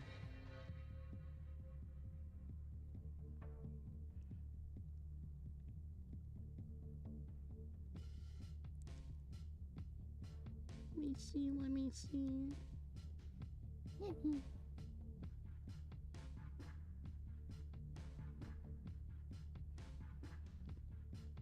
You know what's crazy? I'm pretty sure it had the writer's name in the credits. I just simply did not see it.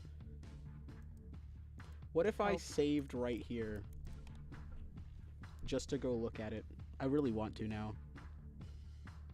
While you do that, is it okay if I go get ice cream? Yeah, go get ice cream. I have bingsu that I kept in the freezer from yesterday, and I should Yay! Yay!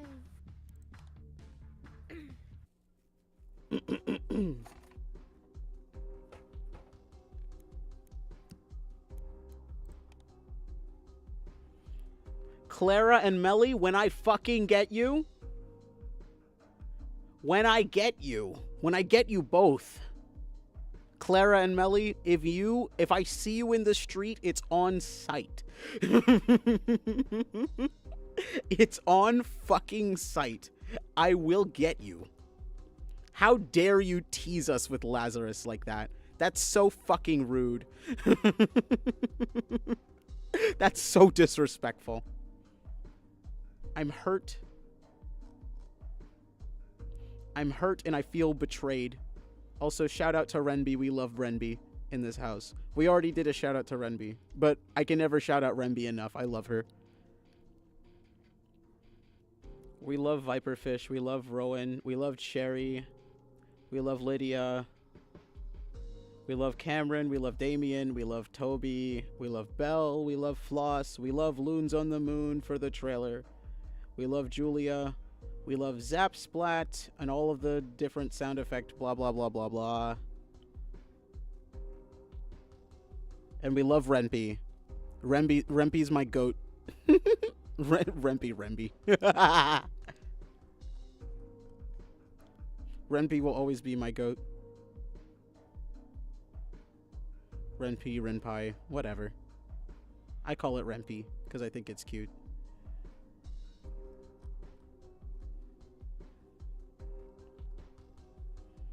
Love her, deserving of all the success. Absolutely. I will give all of the money in my wallet to Renby. If she asked. Literally, shut up and take my money. You can have it. It's fine.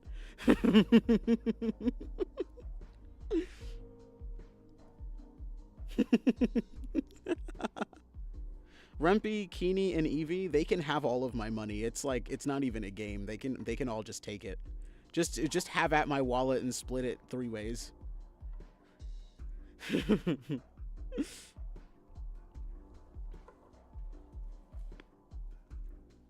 I can't believe we've been streaming for an hour already. What the hell? It does not feel like it's been an hour and a half.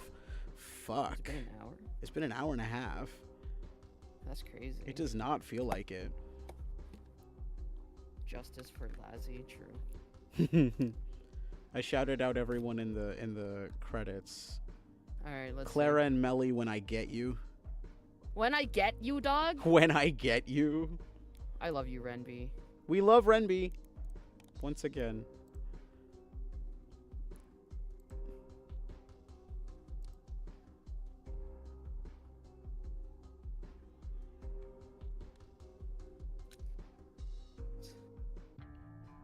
All right, there we go. Please. My ice cream come out of the... Ice cream. There we go. won't you let me be yours again? Please? Poor guy. Oh, please. Who is she trying to pretend she is? The bigger person. At least she's self-aware. Help! At least she's Help! self-aware. Help! Oh my god. Oh my god, please. You cannot seriously want that.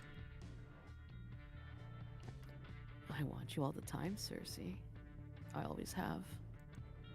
We were awful together. With or without you, I'm a poor excuse for a man. We might as well be awful together. Where's your sense of shame, Lassie? Shame. Fuck would I need that for? Exactly. He's right. He's right. Shame is a disease. All it does is stop you from going after what you really want. He's right. And he's right. Maybe what we Preach. want isn't what's best for us. When has either of us ever cared for what's best for us? Her skin crawls under his intense stare. Dude, just kiss him, please. Just Please, kiss please, for just me. kiss. Him for Kiss me. for me. Just please, just one on the lips, please. Kiss him for me. Whatever. I've got a fangling to catch. Very well. See you in a few months, I guess. Because that just means that he banned her because he just didn't want to see her because it would make him so sad. Poor guy. Like, he wasn't even upset or anything. He was just like, yeah, you just can't come back here, otherwise I'm going to want you so going bad. To be sad. I'm gonna be so sad because I know you don't want me back. That's so sad, dude. You Oh think my of god. me as a distraction. Oh my I'm god. Just a distraction to you. Dog. I'd end it all. Lazarus doesn't try to hold her back this time.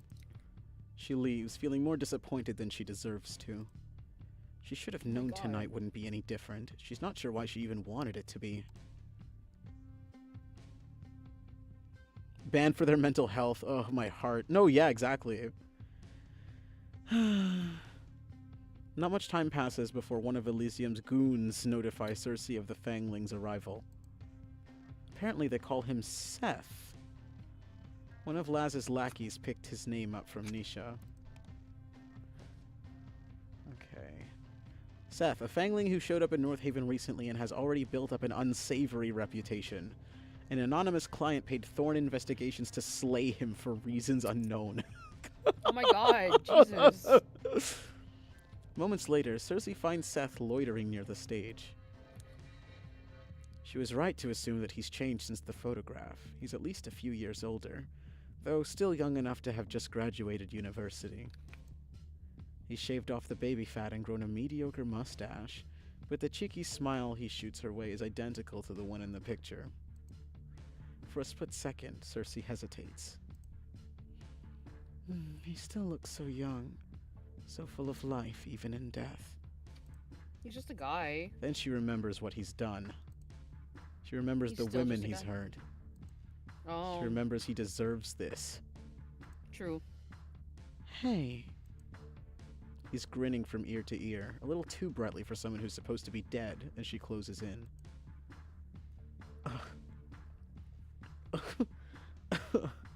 He's just a guy. Oh my Oh god. god. Oh god. Oh my god. Okay. Unless you want to take him. Well, hello there. What do they call you? Doesn't matter. You're welcome to call me whatever you want. Oh gosh. Really? Typical of a Fangling. Seth is a slave to his own impulses. Perhaps he's merely deferring to her as an older vampire. Or he simply can't help his excitement at a woman showing interest in him first. He's just a guy. Either way, she smiles, deciding there's no point in wasting time. I too would fold under zero pressure with Circe in front of me. Same. Seduction has always come easiest for her. You should come somewhere with me. Somewhere more private. Seth lunges at the opportunity without reservation. guy. sure. Sure. When? I can go anytime. Now? Where to? All my God, vamps he's are just a guy. horny. It's true. That's true. That is true. That's their lore. She hides her disgust behind a well-timed giggle. Come with me. She slips a hand God, into he's just his and guides the overly eager vamp through the crowd. God, where are we going to take him? Oh my God. The bouncer who almost didn't let her in earlier still guards the entrance. He doesn't say anything when he sees them, simply watching as they disappear down the dark tunnel. And off we go. To hurt him. When they get out of the tunnel, Wanna Circe touch leads me. Seth through the streets with confidence, knowing exactly where to bring him. It's where I met Eddie for the first time, 20 years ago. Whoa, 20 years ago? 20 years ago. I spared his life that night, but I've ended many lives there since to make up for it. Seth doesn't shut up once. I've never been with a vamp before. I've never been with a vamp before. Help! Is it better than sex with humans? Shouldn't we get some blood first? What the fuck, dude? God, he's just a- God, he's just he a baby. wants it bad, dude. Holy shit. He enjoys the sound of his own voice too much. Not even once does he question her silence. Zero self-preservation skills. He's just a guy. Circe stops at the end of the dingy alley, far away enough from Elysium to maintain her end of the deal. Seth looks around with a frown. Poor guy. You want to do this here? Oh, wouldn't a nice girl like you prefer a hotel? Oh, kill him. Not kill a him. girl.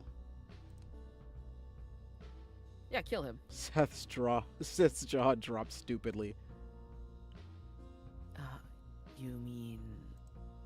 I was referring to my age. Oh, yeah. Of course not. I'm sure you're... experienced. Kill him. Kill him. Kill him! Kill him.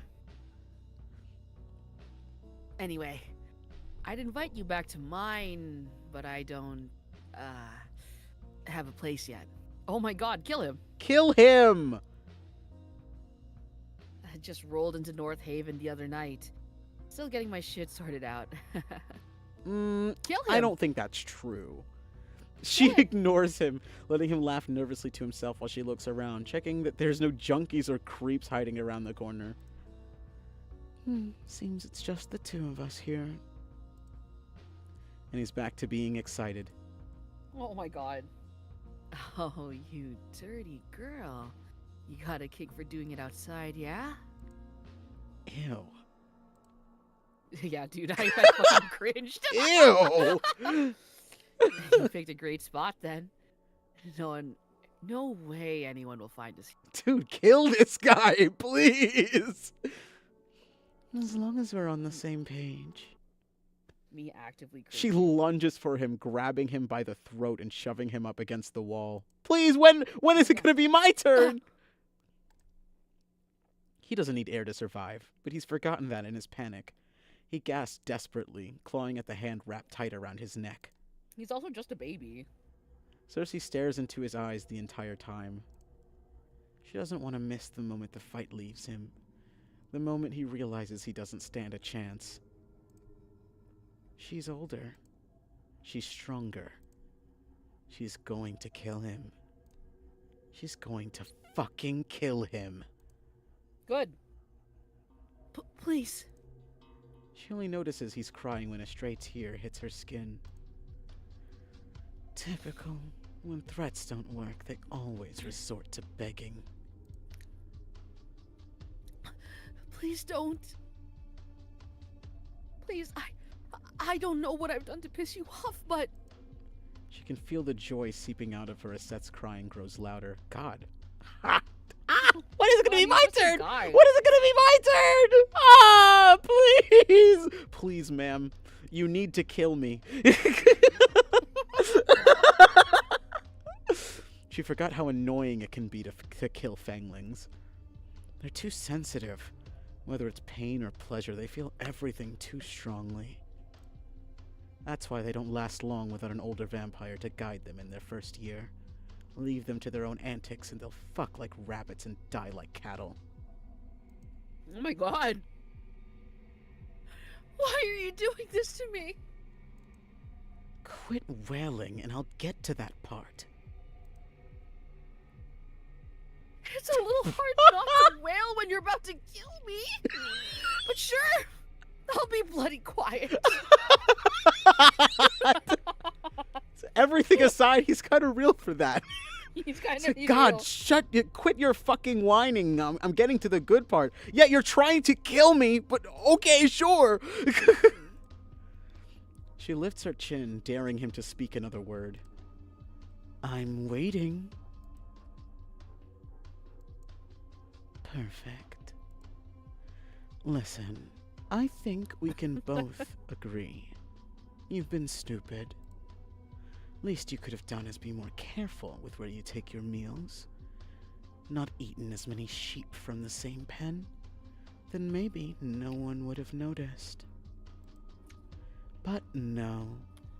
On top of that, you were childish enough to play with your food and leave evidence behind. She sees the exact moment her words start to seep into his dumb little brain. Oh my god, he's stupid. The games you like weren't very fun for your playmates, were they? Of course you liked that they didn't like it. Didn't you? That's what this is about? They were fucking into it. And you talk like I've been touching them. I haven't. Are you sure about that? Are you positive? Oh my god, is homeboy being fucking framed? I never said that.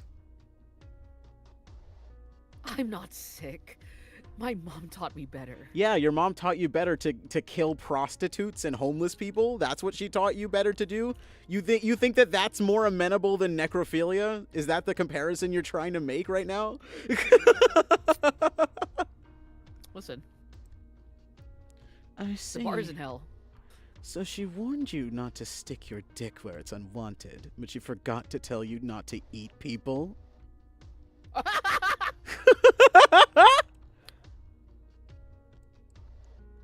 Don't bother denying it. You torture them, Seth. You snack on their flesh while they still breathe. Oh my god. So what if I like to steal a bite? Brother! Brother, please! Oh my god, kill him! Just kill him, dog! I hope you're recording all of this. But kill him. Oh my god. Their blood is good enough to drink, but their flesh is too dirty for us. Every vampire's tried meat once. Yes, even you. I bloody know you have. And like I already told you, they fucking enjoyed it. Her fingers twitch, her grip on his throat threatening to tighten. Did they tell you that before or after you drained and defiled them? I'd ask them personally, but last I checked. What the heck happened? Oh my god, no, stream's down. Okay, OBS says that it's back. I don't know what just happened though. OBS says that we're back. Alright. We're back? We should be. Alright, cool.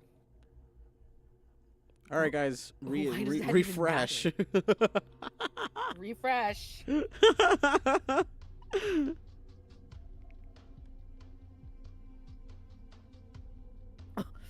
Why does that even matter?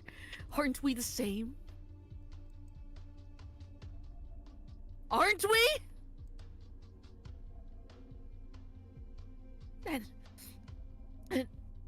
you should know it isn't fair to judge me. We're fucking vampires! Apex predators! Top of the food chain.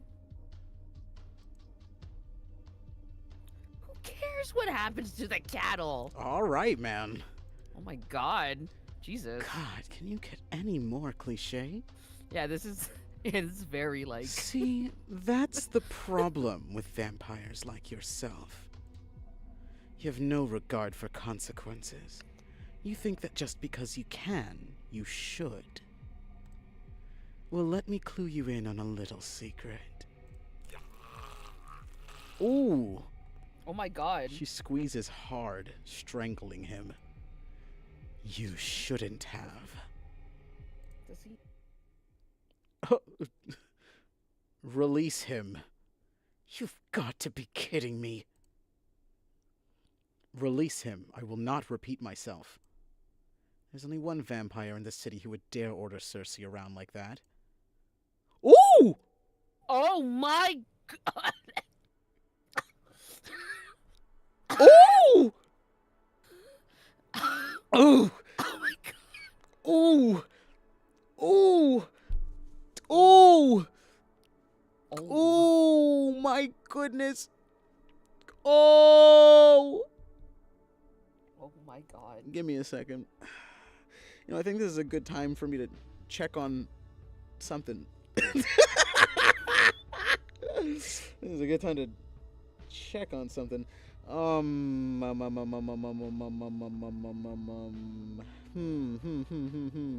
Man, I am just. Ooh. I love him, need him. Real. You're so right. Abraxas. This is your final warning, Miss Circe. I strongly recommend you heed it. I heard you the first time, Abraxas, but I'm not one of your lapdogs. You should ask nicely if you want me to do something for you.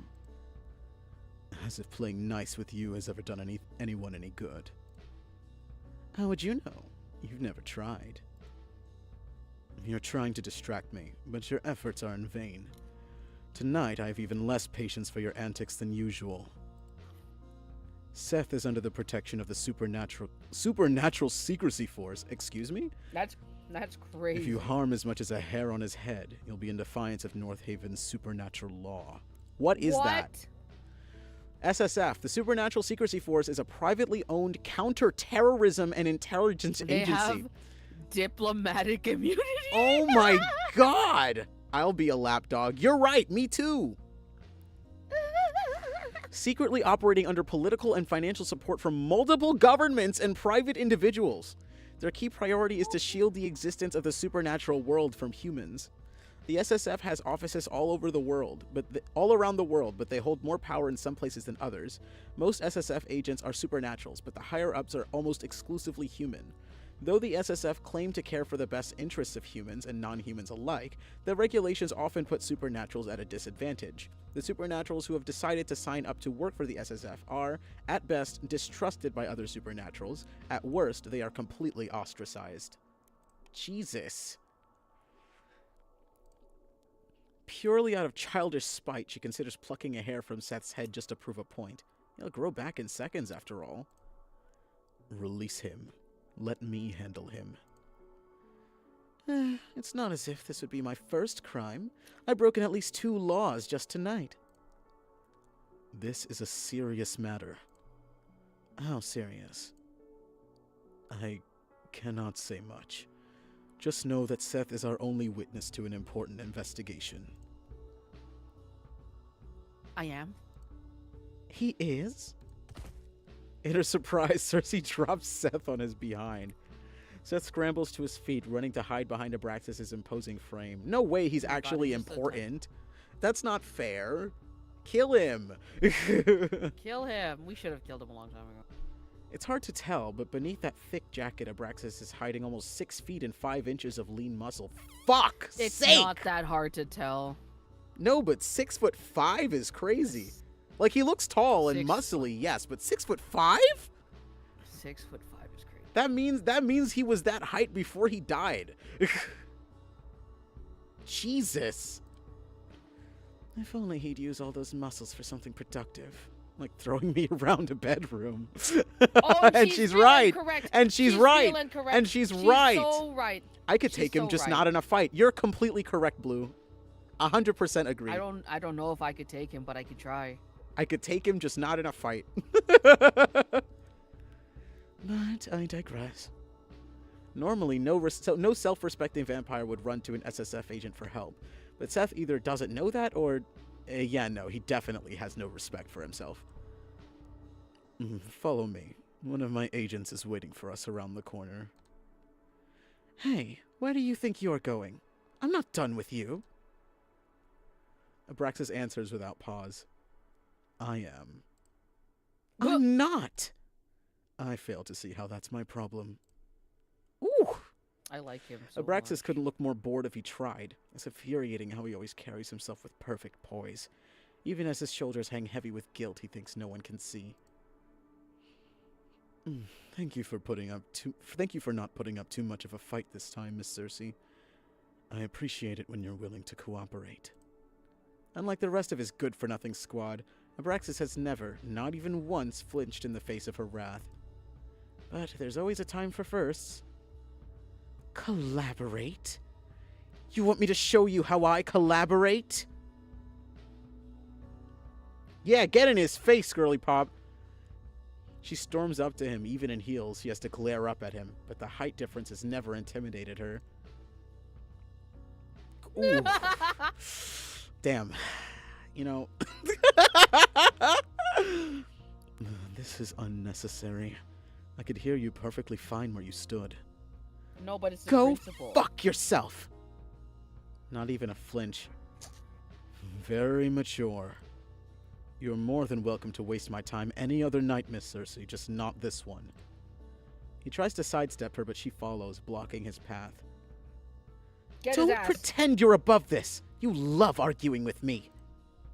That's why you're always in my business, messing with my work. His brows furrow. It's the only hint that her words have affected him in any way. I'm not in your business. You're in mine. Right, sure. That's why I stalked you here. Oh, wait. That wasn't me. That was you. Oh, please. I did not stalk you. Then how'd you find Hi, us? Seth. Coincidence. Coincidence? Seriously, that's the best you could think of? Alright. It isn't the first time you brought prey to this alley. I was in the area looking for Seth, and I figured it'd be worth a look. So yes, it is nothing more than a coincidence that I found you. He moves to pass her again, but she moves, again, to block him. Do you even know who you're protecting here? Do you know what this bastard does to his victims? He doesn't just drain them, he tortures them. He deserves worse than death. You're one to talk. You just tried to kill me. Yeah, and you deserve it! Seth pushes out his chest, mimicking Abraxas' stance the best he can. Okay. Alright. You saw what she did. You saw everything. Right, Captain? Oh, fuck, dude. What a fucking idiot. Quiet. But Seth only gets louder. You did! You saw how this she-devil threatened me. That's attempted murder. What are you waiting for? Do your job and arrest her. You really think those laws apply here? What the fuck is this guy? Circe doesn't rise to her own defense. There's no need, because she sees Abraxas' response coming from a mile off. On what grounds? What? I just told you, she tried to murder me. That isn't something the SSF is concerned with. We cannot get involved every time there's a minor squabble between two supernaturals. True.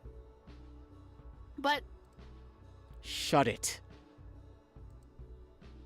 They trade a peeved glance at the unintentional coordination. After a stony stare, Abraxas is first to break the tense silence. You have no authority here, Miss Circe. Now go your way, and I'll go mine.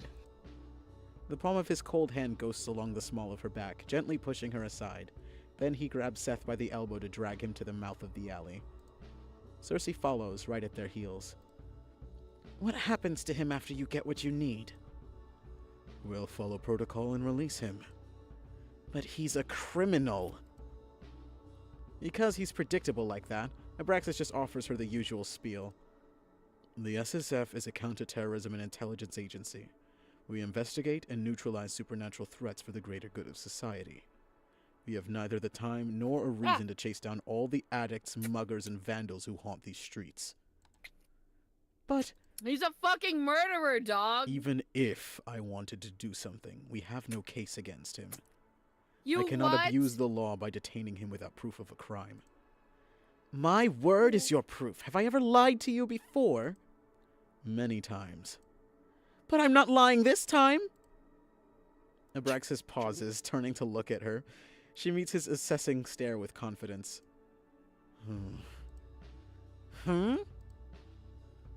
If you have proof that this vampire has violated supernatural law, you should gather your evidence and report it to the Supernatural Crime Division. SCD, the Supernatural Crime Division, a secret police division focused on investigating and preventing supernatural crime, led by a wizard called Advic. To the public eye, they appear as the Special Crimes Division. Interesting. I'll put in a word with the inspector or whoever's on shift to make sure he's looked into as soon as possible. And if he is indeed guilty of the claims you make, I'll personally ensure that he gets what he deserves. Now, will you please step aside and let me do my job? She steps back, hiding her fangs between tightly pressed lips. Fine. She's not going to report shit. By the time they get through the backlog to his file, Seth will already have fled the city. She'll surrender him to SSF custody for now. There's no other option. But as soon as he's out of their sight... Seth snickers under his breath. Serves you right, you stupid cunt. 1 second, Seth's taunting her. The next, he's curled up on the floor, clutching his broken nose as he cries out in pain. Oh, fuck! What was that for? It happens so fast, she almost misses the look of uncharacteristic rage on Abraxas' face. Mind your tongue in the presence of a lady. Oh my god. Clearing his throat, he actually has the audacity to look sheepish when his eyes meet Circe's. We'll take a detour. The nose will heal before we reach the office. Hope your car crash is on the way. For a split second, she thinks she sees the ghost of a smile grace his lips. Great. Now I'm hallucinating. Good night to you too, Miss Circe. He grabs the back of Seth's hoodie, effortlessly lifting him with one arm and carrying him out of the alley. Just grabbing him like a fucking cat. Yeah, fuck Seth. Absolute incel behavior. All the homies hate Seth. Kill him! She doesn't watch them leave. She's too pissed to spend another second here. That! Oh. When she's certain she's still alone, she transforms and flies into the night. Oh! Circe flies through an open window of her flat. Miss Circe, Miss Circe, Miss Circe. She transforms just in time to land on her feet inside. Who the hell does he think he is? Ooh! Oh my god. Can I?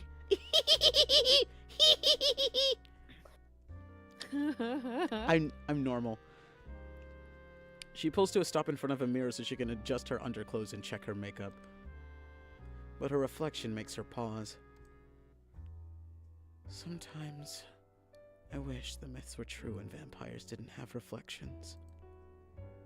When she sees herself in the mirror, she can never resist picking her appearance apart. The red lips, painted that color so her mouth would match her eyes. The black hair she frantically When I look restyles. back. So pretty. No, yeah, I love women. I love women. The black hair she frantically restyles with every change of the seasons.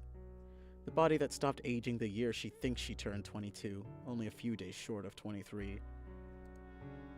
She tries to carry herself to show she's older than she looks, but staring herself down in the mirror, She can't help feeling hopelessly young.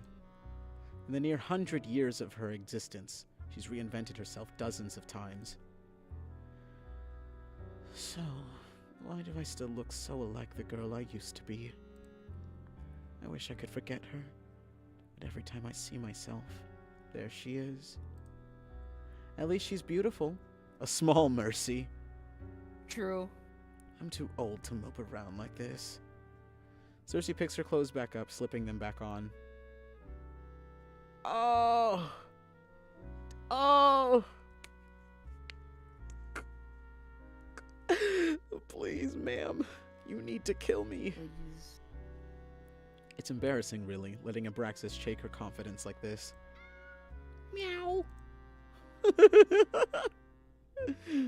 She smirks. Back again, I see. She quiets her steps, sneaking around as she searches for the little intruder. Come out wherever you are. She catches the culprit under a haphazardly discarded bra. Her neighbor's cat. Oh, animal. Animal. How did you manage to escape your owner this time, She psst, said Ellie, luring her from her hiding spot. She's not sure the sounds actually make a difference. The cat just seems to really like her. Or why else would you sneak in here all the time, Circe's neighbor's cat. She likes to sneak into Circe's flat. Yeah. I get it. I too. She picks the cat up, cradling her in her arms and pressing a kiss to her head. I wish that were me. I wish. I fucking wish. Please. Let Mako be that animal. Let Mako be Circe's pet cat. Well, Circe's neighbor's cat, apparently. Poor Mrs. Harris has to be worried sick about you. Wait here. I'll have Eddie take you home. I'll take that as a yes, ma'am. Good kitty. Oh my god. Downstairs, she finds Edgar hunched over his desk, nose buried in mountains of paperwork.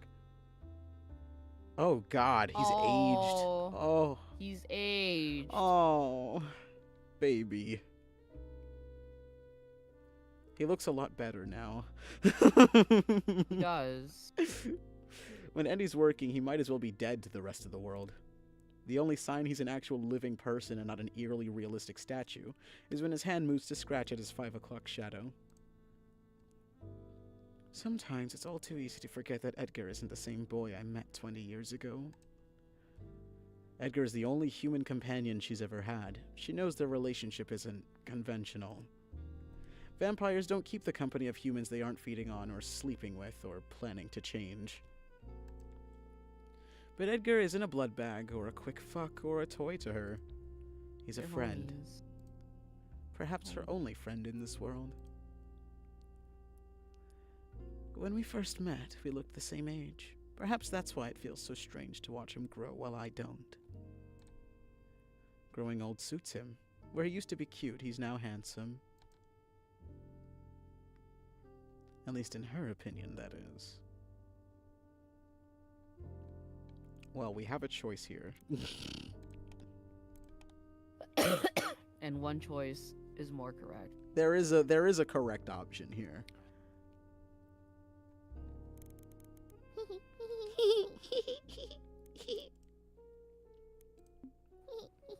Circe crawls over the desk and into his lap. She buries her nose in his collar and inhales. He smells the same as always. Like coffee, tobacco, and cheap body wash. Comfortable? She's done this enough times that it barely phases him anymore, which is disappointing. Oh well, it just means she has to try a little harder to fluster him. Very comfortable. Glad one of us is. Bored, she slips out of his lap and sits on the edge of the desk instead. You'll never guess what happened again tonight. Abraxas messed up the job, didn't he? She was talking about Ellie, but being reminded of Abraxas sours her mood. How'd you know? Heard you cursing up a storm upstairs. Right. Thin floors. Edgar doesn't ask for details, well aware Circe will supply them regardless. It never takes much for her to go off on another one of her rants about Abraxas and the supernatural secrecy force. They've been a thorn in their operation since the very start. Separate from the Supernatural Crime Division, the SSF are an intelligence agency specialized in so-called counter-terrorism. Bluntly speaking, they've been ordered to do whatever it takes to ensure that the existence of supernaturals remains a secret from the larger world. They spy and manipulate the narrative behind the scenes, only stepping forward when an incident grows big enough that it threatens exposure. On occasion, they'll even directly eliminate assumed threats. The SSF higher-ups are all mortals, but they send supernaturals like Abraxas to do the dirty field work for them. Many would insist that the SSF are a necessary evil, but everyone still thinks supernaturals who join up are sellouts. Innocence or guilt matters little to the SSF. Their job is quite literally to brush things under the rug, usually at the expense of non-humans. Cities that have experienced a rise of vampires don't let the SSF anywhere near if they can help it. Rise of Vampires refers to historical events in which a single or several vampire clans have set up a stronghold in a region. Aside from wizards, these strongholds tend to shun the presence of other non-humans. In the past decade, Paris has been Europe's largest vampire stronghold. On the other hand, the British vampire population, once prosperous, has been on the decline for generations. Interesting. Oh. But in places like North Haven, it's hard to get all the different non-humans to agree on anything other than not wanting humans to discover us. I'm not surprised they intervened again. But I am surprised they haven't shut Thorn investigations down yet, given our egregious list of violations. Thorn Investigations, a private investigation agency founded by Circe and Edgar. They accept jobs from humans and supernaturals alike. Occasionally, they even take on contracts to slay vampires.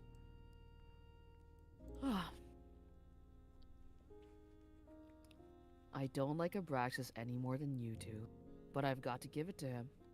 His patience with you has been impressive. Careful? That almost sounded like a compliment. But Edgar's not wrong. Circe should be a major liability in the SSF's books. She's bent or outright broken their rules plenty of times, yet Abraxas doesn't report half of the stuff she gets up to. Because of that, he now seems to believe she owes him some kind of favor. As if I ever asked for his help. You know what? Maybe he fancies you. My colossal ego is inclined to agree, but I don't think that's it. Besides, he's married. But his wife passed ages ago. And yet, even after all this time, he still hasn't taken off his wedding ring. About 15 years ago, when they'd spoken face to face for the first time, it'd been one of the first things that she'd noticed about him. I can fix that. Hi, Keeney! Hi, Keeny. Hi, Keeney. Hello, hello, hi. I miss you. Hi, Keeny. Hi, Keeney. At the time, she'd been disappointed, assuming his wife was still alive. That's foul. We spoke today, yeah, but I always miss Keeney. I always... I could speak to Maku like 5 minutes ago, and I already miss Maku. It's true. That is very true. She's done a lot of awful things without guilt, but sleeping with married men was something she liked to avoid. In hindsight, she recognizes she dodged a bullet, even if only barely. It's a long time. I suppose. Edgar scratches his nose bridge, giving away how nervous he is. It never fails to amuse her how easy he is to read. Well, that's quite sad, isn't it? You must have loved her very much. Must be painful, missing someone that long. I guess. So she knows far too well what it feels like to mourn someone you'll never hold again. It doesn't have to mean that you loved them. But Edgar wouldn't be thinking about her experience in this moment. He must be thinking about his sister. On to more fun matters. Remember what day it is? With everything going on tonight, she'd nearly forgotten herself, so she can't say she blames him when Edgar pulls a face that says he definitely doesn't remember. Of course I remember. It's February 19th? 21st? First of all, it's March. Me. Is it really? Can never tell when it's raining all year round anyway. England moment. England? England moment. me when I live in England.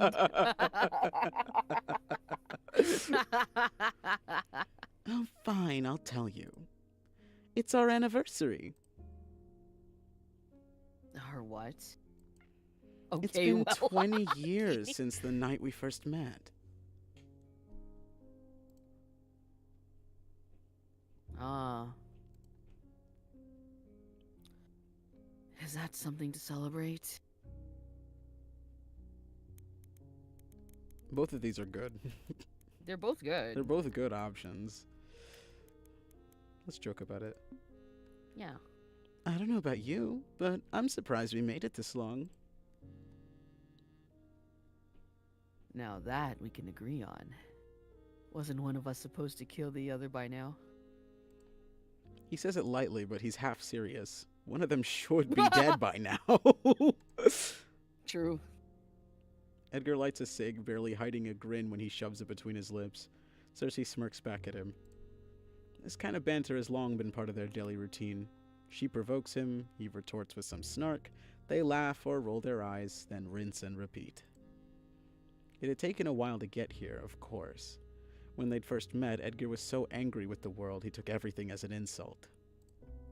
He's mellowed out over the years, gotten better at reserving his anger for when it's actually warranted. Most of the time. I should let our client know that we didn't get the fangling. It's annoying, but they don't have any other option. Their anonymous client was clear in their instructions. Seth must die tonight, or else no reward. With Seth in the SSF's custody, there's no way they can get to him before the sun's up. I just realized. We'll have to return the deposit, won't we? It's the right thing to do. Can we afford to do that? Per your request, we've taken fewer jobs as of late, so we're stretched even thinner than usual.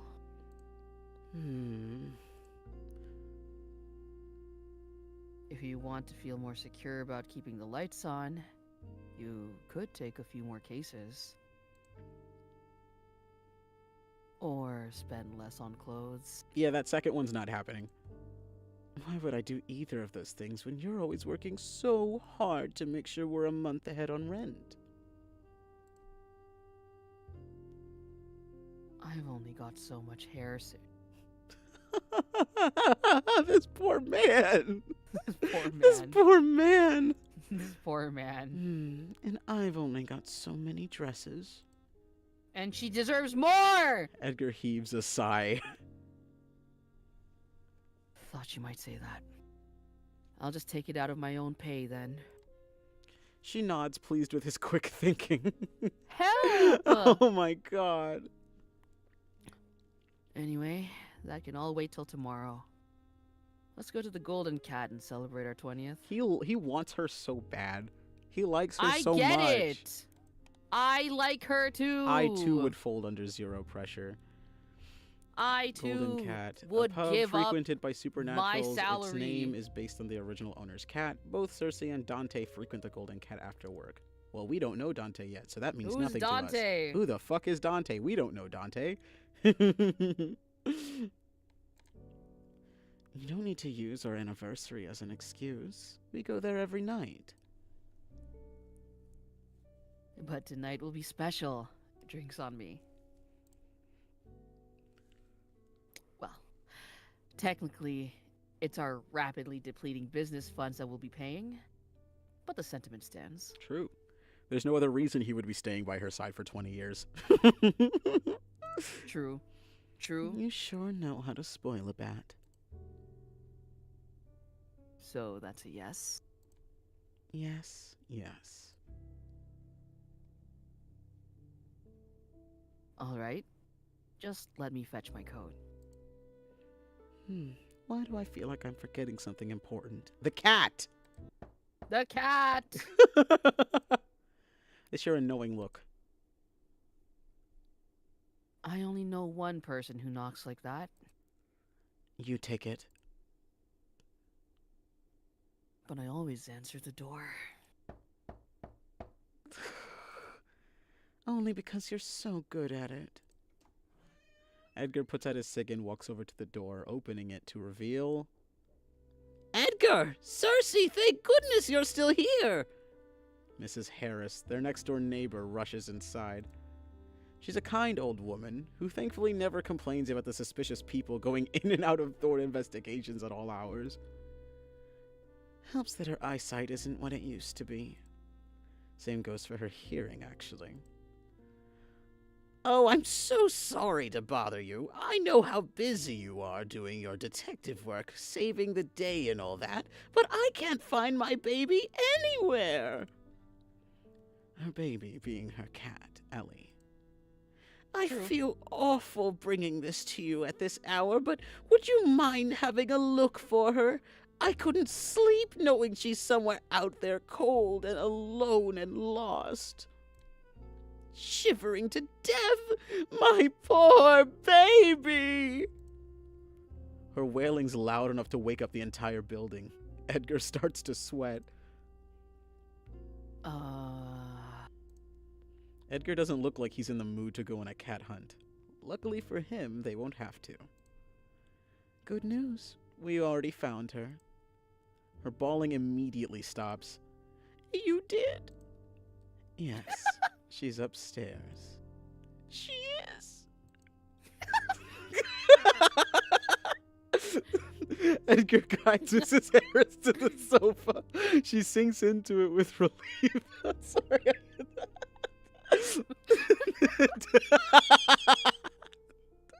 I wasn't expecting you to laugh at that.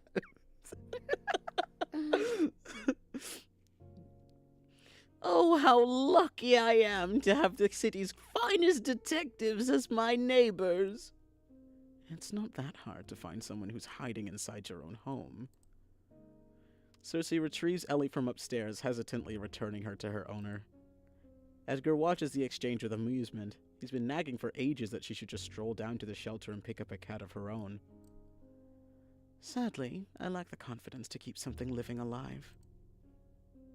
Oh, thank you, thank you, thank you!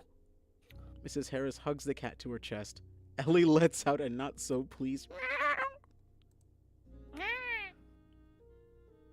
You've saved my baby again! How can I ever repay you two? It's nothing. We're glad to help you anytime, free of charge. Nonsense! I'll bake you biscuits and bring them over tomorrow. Knowing she wouldn't even be able to eat them, and no good could come from having Mrs. Harris lurking around unless necessary, Circe tries to tell her, oh, there's really no need. We'd love that. Thank you so much. Seriously? Edgar looks offended.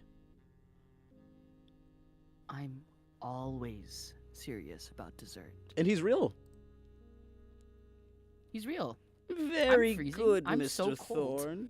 It is important But for he's worth growing it. boys to eat plenty. He's like 30.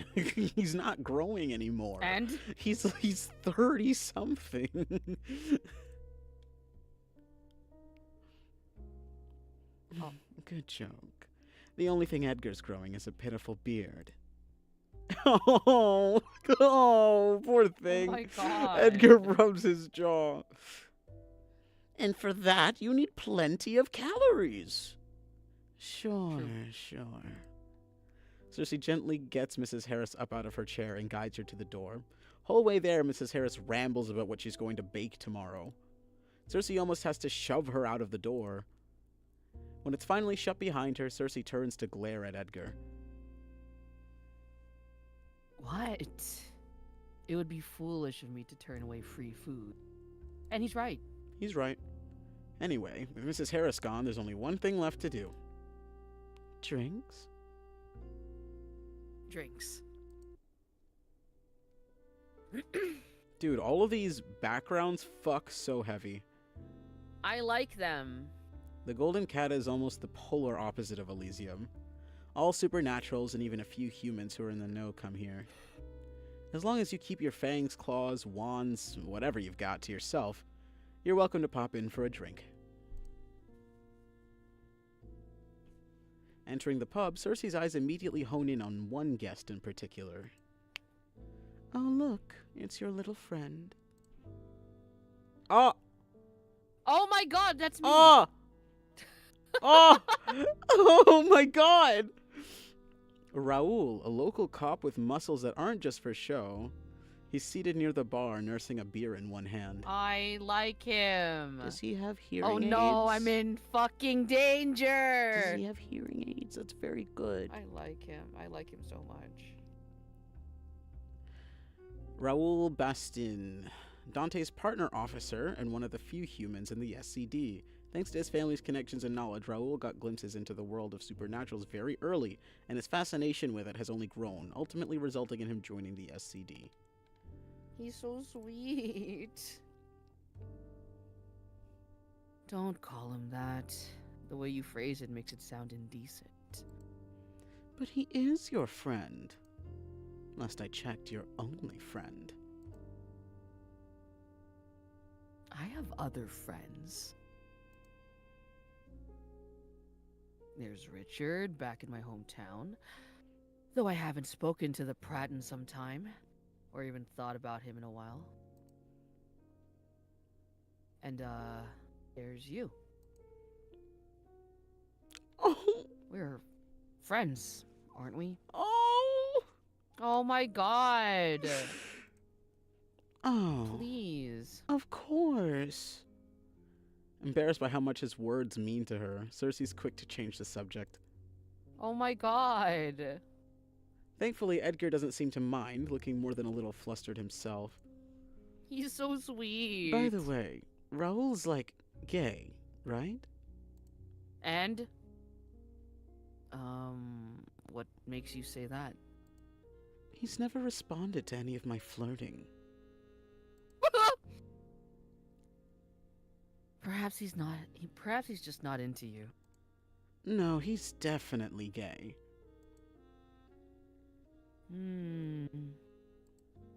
She only flirts with Raul to mess with Edgar, but it still surprises her Edgar hasn't noticed his friend's not into women. Is he really Help. so oblivious? Or is Raul just that private?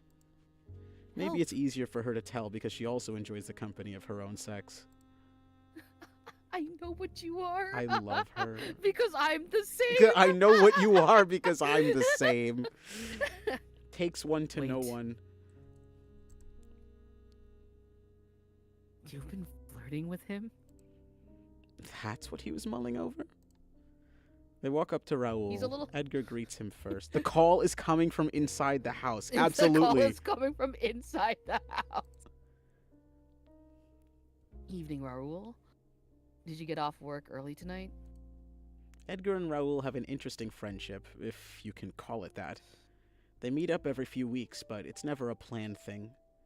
They'll just sit next to each other and chat over a few drinks, bonding over being humans in a world of supernaturals or whatever. Oh, I like oh. him so much. Hello, Edgar. Unfortunately, I I'm like him so technically still on the clock. Oh, he's so Good to see you as well, Circe.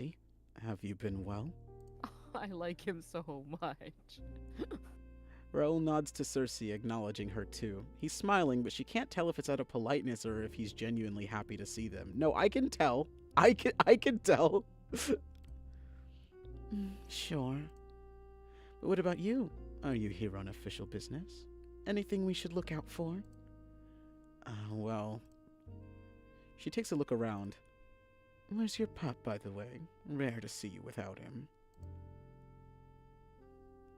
Barely a moment after he's mentioned, Circe watches Dante, Raoul's police partner, step inside the bar. Speak of the devil. Oh my god. Or werewolf, I guess, if we're being technical. Dante looks a little out of sorts, hair sticking up even more than usual. He notices them immediately, but doesn't even spare them as much as a grunt of acknowledgement. Rubbing his arm, he instead stops at the other side of the bar to order a beer. I've always thought of him as a loose cannon, waiting to burst, but he looks especially on edge tonight. Something's rattled him. Then again, Dante's never behaved the way you would expect an officer to. Perhaps that's why I mind him less. Is he avoiding us? I think he can hear you. Yes, that was the point. She raises her voice. Perfect timing, Dante. We were just talking about you. What? No, we weren't. You do realize that when you say it like that, you only sound more suspicious? Circe! Raoul rests his chin on his palm, watching the scene with a little too much amusement for her liking. For some reason, Dante seriously freaks Edgar out. Now, this shouldn't be so surprising because Edgar's been easily scared as long as Circe's known him. However, he's especially intimidated by Dante. I think there's a— Whoa! Goodness! Oh my god. Oh my god. My Oh. god! Oh my god. Just take me now! Just take me now! Oh. I'm doomed! I'm doomed! I'm cooked! Oh my. Oh my god! I'm fucking cooked, dog! Oh my god! Oh my. Oh my Ugh. god. Ooh, ooh, ooh, ooh, ooh, ooh. Oh my god. To his defense, Dante does look like he'd punch your lights out if you look at him the wrong way on the wrong day. But you'd have to be pretty stupid to try something on Eddie while I'm around. In the meantime, Dante's picked up his beer and walked over. He offers a nonchalant wave with his free hand, which is probably as good of a greeting as they'll get from him. I like him. Did you forget to brush your hair this morning? Or did you run into trouble on your way here? If anyone's picking on you, you can always let me know. I don't like animal abuse. Just ran into Abraxas. Seen him recently. Being reminded of Abraxas' existence again sets a frown on her face. Not really. When Dante smirks, Circe knows he's gotten exactly what he wanted by bringing up Abraxas. I heard he and his agents were snooping around that museum that exploded, interviewing potential witnesses. A museum? An explosion? Huh, could that be related to why Abraxas needed Seth? Guess they'll be wandering around all around the city till that's sorted, keeping an eye on things. If you haven't run into him yet, I'm sure you will. A lot. His smugness shifts to curiosity. Heard anything about that, though? Not sure what you're asking me for. I haven't got a clue what they're up to, and speaking from experience, it's best if it stays that way. Actually, why do you even care?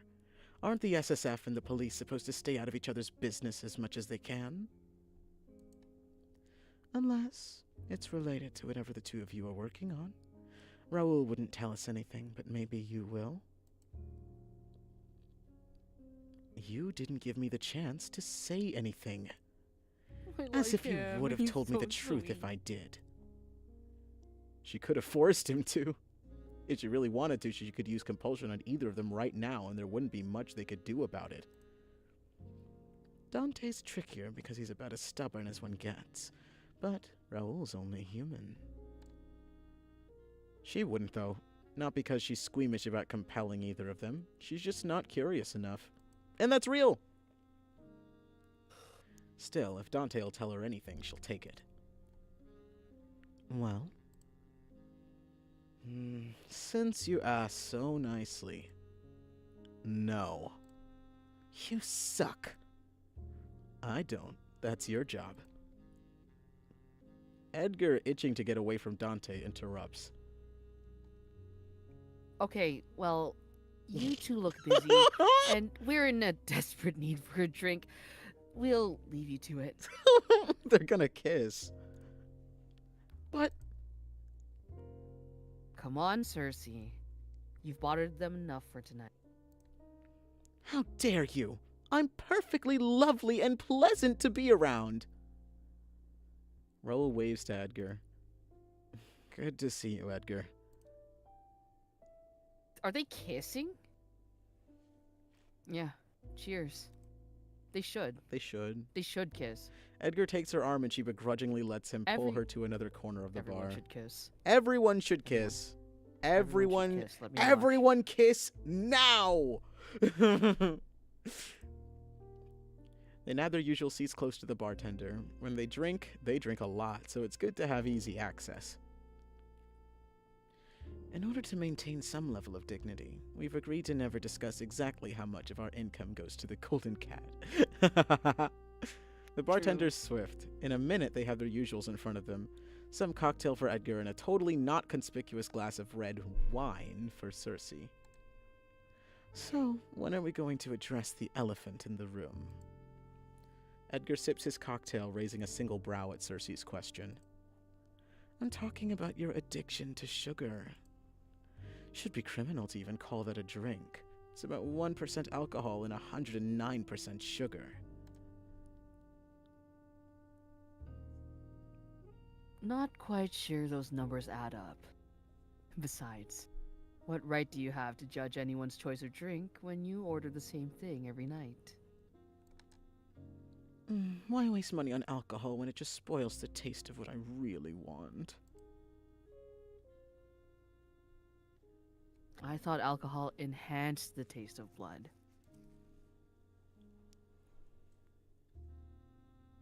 Actually, I can't believe I've never asked you that before.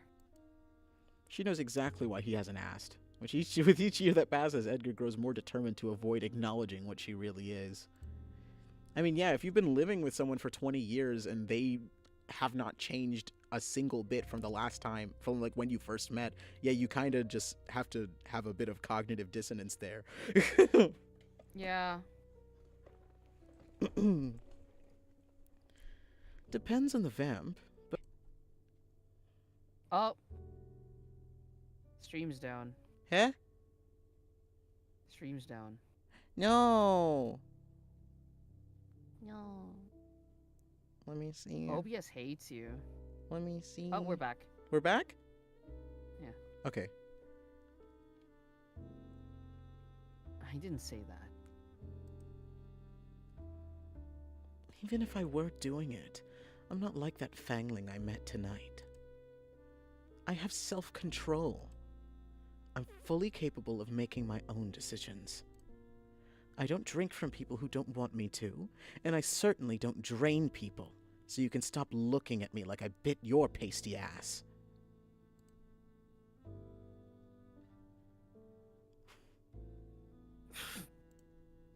Edgar's face falls in his hands, but his trembling shoulders do little to conceal his laughter. It's not funny. I'm annoyed with you. I know. I'm sorry. Sorry I'm annoyed. Sorry you said it in the first place. Both? She's grinning now, too. Then why the laughter? Why'd you have to call me pasty? You know, I've been trying really hard to build a town. In England? Where there's like barely any sun? You should give up on that. You're only adding to that constellation of freckles on your face. Thought you liked my freckles. They're cute. I said that? Well, I must have been lying, since I'm apparently lying about everything these days. He grimaces. Seems he thought she was gonna let that one get swept under the rug. I'm sorry, Circe. I didn't mean to accuse you. I know you're not like that. I know you wouldn't. It's just hard to forget the shit I've seen. The things I know you're capable of you blah blah blah. The things I know you're capable of if you weren't held back by your own morals.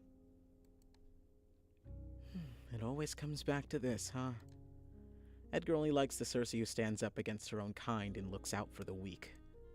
Not the Circe who lures strangers into her bed and sucks their blood. I don't know how to tell him that I'm both, so I don't. Nothing's holding me back. You make it sound like I'm forced to do this, but I choose to. It's not an easy choice. She's been like that Fangling. She's been worse, and it was fun. But she doesn't want to know how Edgar will look at her if she confesses that to him. I understand. Except he doesn't. Therein lies the problem. Edgar clears his throat and puts on a smile that trembles at the corners. We're here to celebrate. We should talk about happier things, shouldn't we? Courtesy of decades of practice, the smile she puts on herself is a lot more convincing. Right. Like your girly choice of drink. We're still on that, huh? Hey, aside from the increased risk of diabetes, I find it cute that you have a sweet tooth. At 42 years old, being described as cute is no longer very flattering. But... Wait a second. He presses a finger to his lips, then motions to the radio playing on the counter. The news is on. Local authorities have stated a gas leak caused the explosion at Beaumont Museum last night. Beaumont Museum? That's where Dante said the SSF were digging around, right? The museum's doors will remain closed to the public till repairs in the private wing are complete. Blah, blah, blah. Among other news, the body of 23-year-old Jane Stewart was found last night. Earlier this month, Miss Stewart was reported missing. My God, has human news always been this boring? Damn. It's always the same thing. Someone was robbed, someone was murdered, someone was kidnapped. At least there's an explosion involved this time. But what's the aftermath? At least there was The an next day, explosion. there's something else. Not anything worse, but nothing better either. You don't have to listen to the news to know how terrible the world can be. Just step outside. Do you want to be bartender? Ever been? Edgar and Circe look up at the bartender. What, to Beaumont Museum? It's owned by one of the greatest wizards of our time. Alright. Wizards and witches, a subspecies of humans born with the ability to use their life force as magic. Their substantial life force grants them double, sometimes even triple, the life expectancy of normal humans. They are immune to most human diseases. Although it varies from one wizard to another, no wizard has an unlimited life force. When a wizard has exerted their supply, they must take time to rest and recover. Otherwise, they may experience magic sickness. Magic sickness is curable in the early stages, but if the wizard continues to ignore the warning signs, they risk never being able to use magic again. In the absolute worst cases, it can even lead to death. Throughout Oh my history, God. wizards have formed several societies, ranging from smaller covens to larger communities. Interesting. And since we're here... Beaumont Museum, a private museum belonging to the Beaumonts, a historically renowned wizard family. The only knowing living member of the Beaumont family is Renaud Beaumont, who retired decades ago and still hasn't been heard of since. Most of its exhibitions are off limits to humans, but there's a public wing to keep up the appearance of being a normal museum. Besides the public wing, all of their exhibitions are only available to visitors upon invitation. Due to a recent incident, the museum is closed until further notice.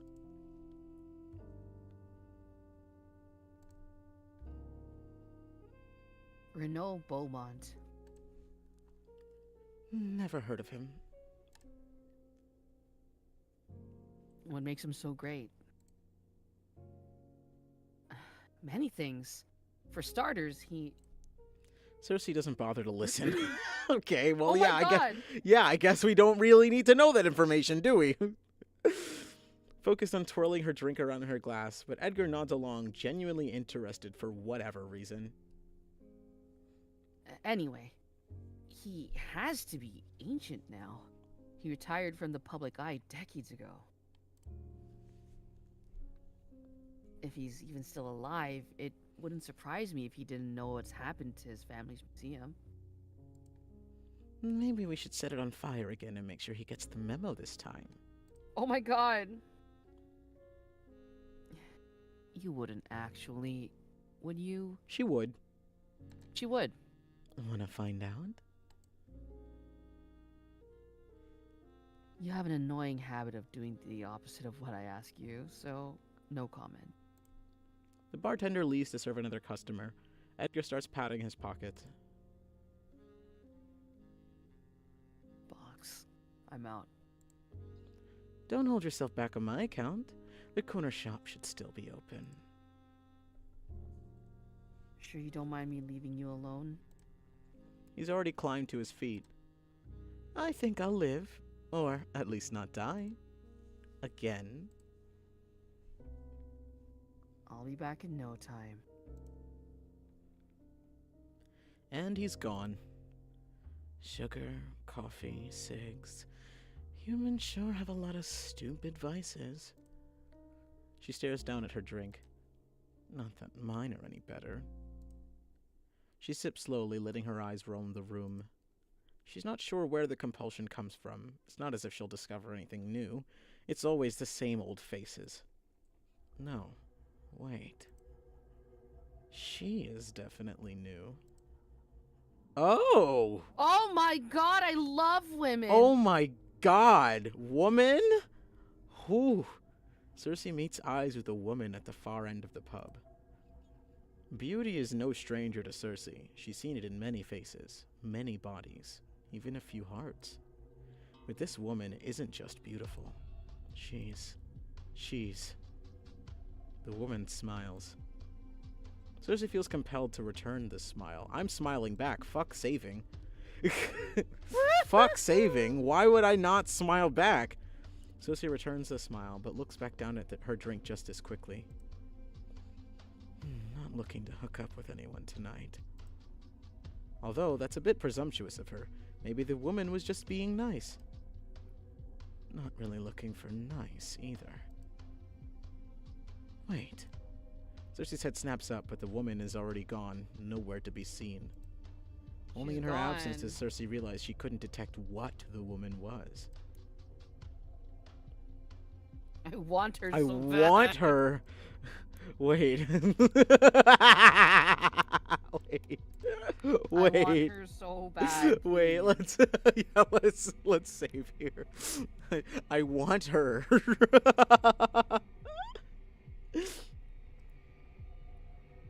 That's really funny.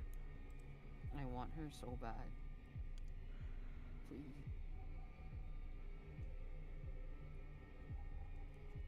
Any day now. Thank you. I want to speak to her. It makes no sense, but I want to see her again. I want to know her. I want her. Not her I blood, want her. not her body, not her heart. Circe wants the Her. mystery she offers.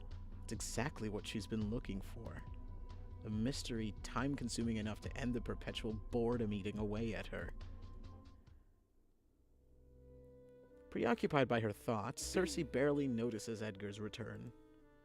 He slips off his jacket, slides back into his seat, and gestures for another round of drinks from the bartender. What took you so long? Ran into some trouble. Don't be stingy with the details. What kind of trouble? He lights a cig, angling his body towards her. Their knees brush, but neither move away, used to the lack of personal space. Well, What happened? what happened, dog? So, you see. No, never mind. What happened? What? What happened? Are you blushing? My god, you are. Not on purpose. Who did something What? to you, dog? Who touched you? No, because unfortunately, I don't think it's me having this effect on you, so it must be something else. Edgar twists and squirms in his seat. Or someone else.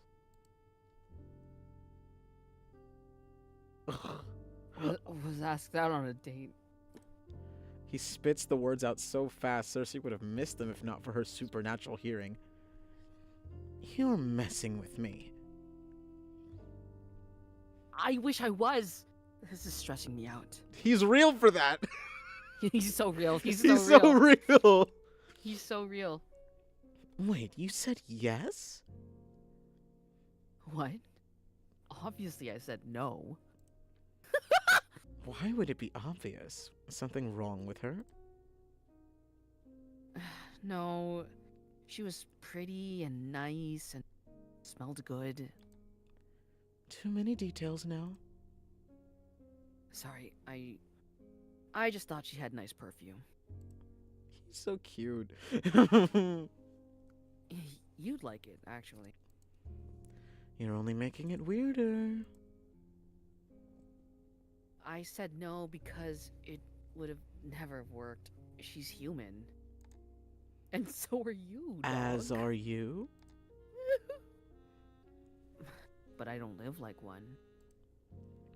Excuses, excuses. Think about it for a second. I run a supernatural detective agency. How do I explain that to someone outside the business? Not to mention how I'm up all night, asleep most of the day. No sane, normal person would want to be with someone like me. Oh, come on. So what if she doesn't fit into your normal schedule?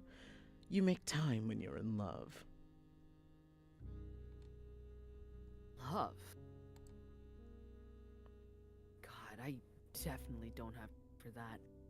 Not when there's clients to be managed and bills to be paid and You don't have to work all the time, Eddie. You could take off one night of drinking to get laid. Shh! What if someone hears you? Oh, come on. You're a grown man. You can't possibly still be embarrassed by the word sex. I'm not. But we're in public. Sex, sex, sex, sex. Jesus Christ. This poor man. Poor guy. Breeding, mating, That's copulating, crazy! fornicating, and what is it you Brits say? Shagging! Circe's cackling like a mad woman while Edgar hisses under his breath. Circe, I'm begging you to stop. Edgar looks about ready to explode from embarrassment, anxiously glancing around to make sure no one's heard her. I'm pretty sure everyone's heard her. I don't think there's any possibility they didn't. She's yelling. So she doesn't have the heart to remind him that they're at a bar for supernaturals. Almost everyone's guaranteed to have overheard. Oh, he's just a guy. Anyway, wouldn't it be nice to be with someone, even if it's only for the night? Oh my god! Oh my god. Ah! Ah! Get out of my Oh skin! my God, I like him so much. Get out of my skin! Oh, I like him. The age of 40 is in demand. True. Edgar laughs, shaking his head, more to himself than in response to her words. Somehow, I prefer to be here. Oh, with me? I wouldn't necessarily consider your presence to be an advantage. Wow. But yes. I prefer to be here with you. God, they Viperfish fucking cooked on the character art, dude. Holy shit. What the fuck? Oh my god. Circe brings her glass to her lips, hiding her smile behind it. It's a good thing he said no, or it's a good shame thing he said no. I mean, I like him, and I think it's a good thing he said no. I want to kiss him. He's very special to me. It's selfish, but Circe's pleased he rejected the stranger, and be jealous if he suddenly had less time for us. Their relationship isn't romantic, so it's not like he'd be cheating on her. But she likes their routine. It's the only stable routine she's ever had, and she doesn't want that to change. She's very real Besides, for this. He's got a point. It's not like he could still work with her and lead a normal life. That's just not how it works. Of course, there are people like Raoul and Dante's superior, Orion, who have human families and try to live as normally as possible. But Orion's an anomaly. And with time, vampires like him learn the hard way that rejecting your nature never works in the long run. Edgar's different. He could pack his bags, move cities, and go back to living a normal life whenever he wants. As long as he remains here, though, he'll never be able to pull the wool back over his eyes. Also, if he tries to leave, he's going to be dealt with. Because regular Yeah. people aren't supposed to know. Edgar taps out his cig in the nearest ashtray. Enough about that. Did I miss anything around here? Nope. For some reason, it doesn't feel right to mention the mysterious woman. Maybe because she knows how Edgar worries and she doesn't want him to start. This poor man. The bartender slides their new drinks towards them. They clink glasses. To 20 years of this hellish profession. Into 20 more. In the end, Edgar has one too many drinks. He leans on Circe the entire walk back to his flat. She stops when they reach his building. He's never invited her upstairs before, and she doubts it'll be any different tonight. Will you make it upstairs on your own? Why wouldn't I?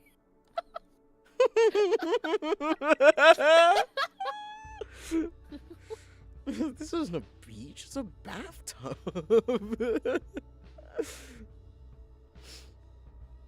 He pushes off of her and stumbles up the stairs to the entrance.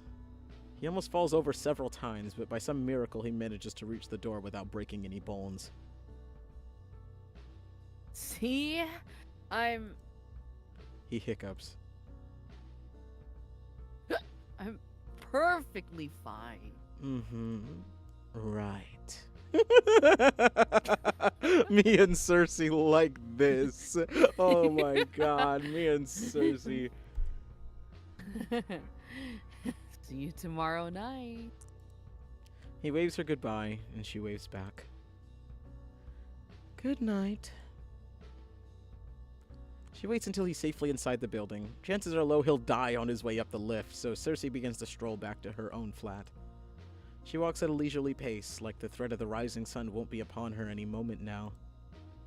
Like her slow pace might delay the inevitable day.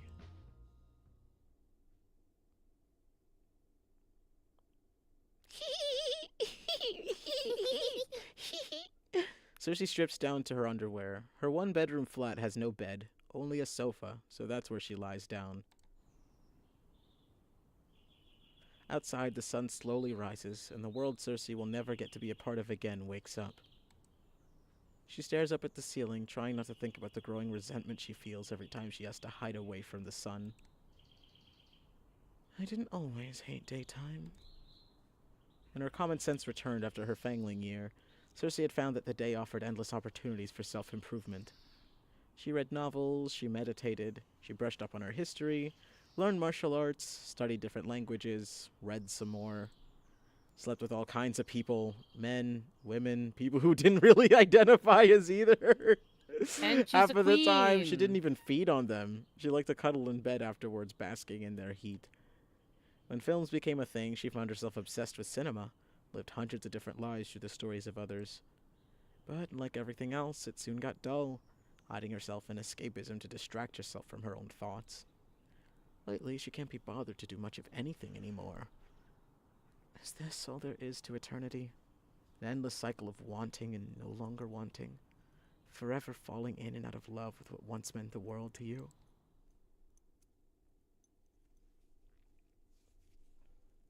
EB. If she shuts her eyes, if she pretends hard enough, she can almost imagine she's dreaming. Where do her dreams bring her today? Ooh. Oh. This is where we choose? This is where we save.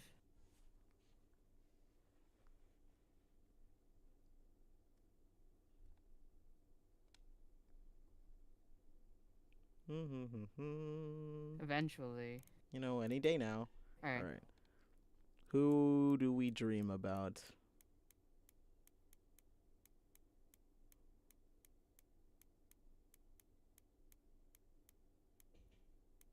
I like women. I also like women. Oh, woman. Who was she? More importantly, what was she? Every person has a distinct She was aura. beautiful. Yeah, she's gorgeous is what she was. Some call it life force, some call it the soul. Whatever you'd like to call it, everyone has it. Not everyone can detect it, but Circe's trained to ensure she never misses it. So the fact that she'd missed this one, it unsettles her. It unsettles her very much. Oh. Oh, we get to dream Oh. about all of them. Oh. Okay. Can you imagine if you just you picked the second one and the third one doesn't allow you to? Fuck! Ugh. Just picturing that self-righteous face of his irritates her. Nope. Not even worth thinking about for a second. Eddie's funny when he's drunk. Though most of their That's your nights might baby end at the boy. Golden Cat, Edgar rarely drinks enough to get wasted. His love of tobacco might send him to an early grave, but at least alcohol poisoning won't. A small comfort.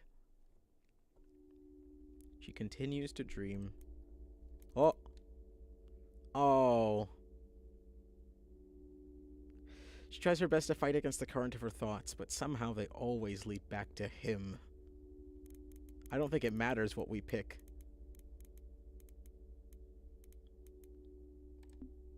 Against her will, Circe remembers him.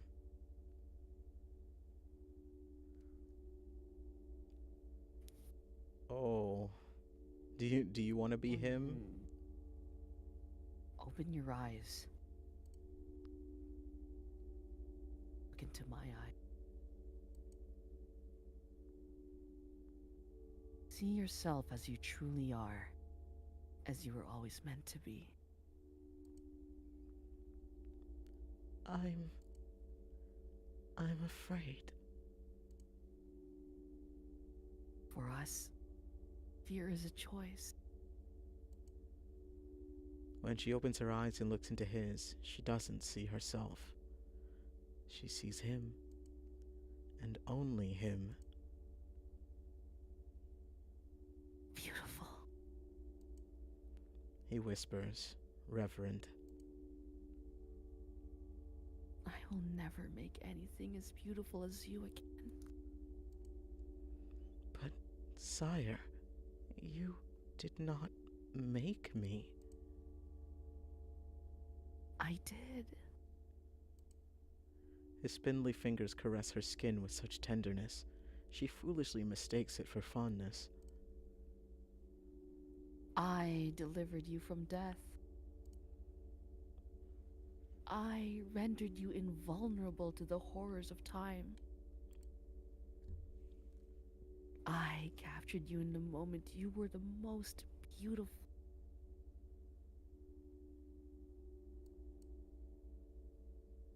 Beautiful. Forever.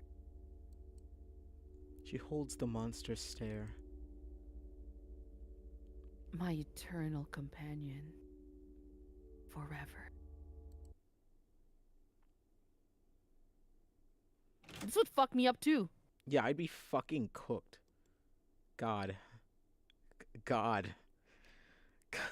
I like her. Fuck. I love women. Hey, can we get a DLC? When the full game comes out, can we get a DLC?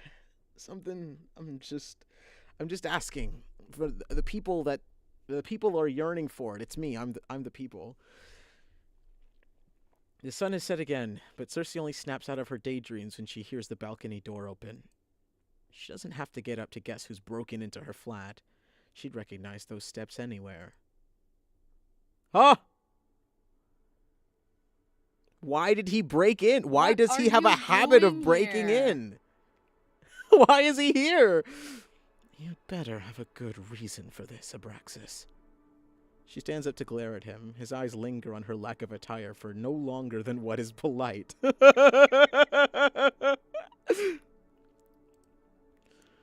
I apologize for the impromptu visit, but it could not wait.